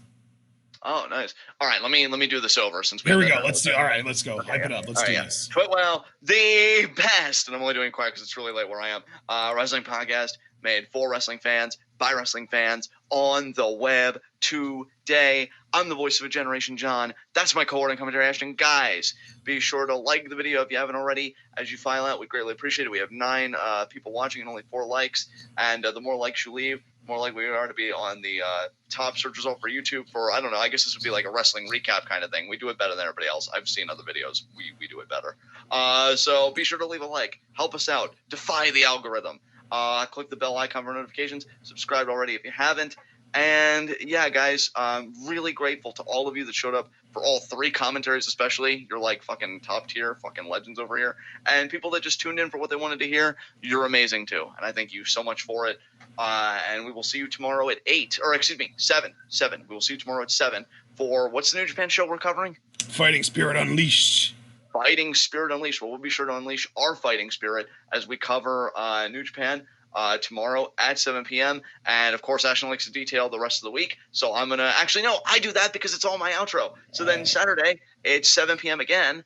And then Sunday, it's 5, all for New Japan. So it's a New Japan heavy 3-day weekend, I guess, folks. Fighting Spirit Unleashed weekend. Fighting Spirit Unleashed, the trilogy. So, yeah, guys, join us. Again, most immediately, you're going to want to be here 7 p.m. tomorrow. Saturday, again, 7 p.m. But Sunday, it's going to be 5 p.m. So you're going to want to be here. And I hope that all of you that are New Japan fans join us there because Jay White's now Intercontinental Champion. Kota still has his title shot. Okada has to defend his title. It is a fucking crazy race to Wrestle Kingdom 14. So let's see who comes out on the finish line, you know, with a fucking legend made for themselves. All right. Until then, tune in and peace out.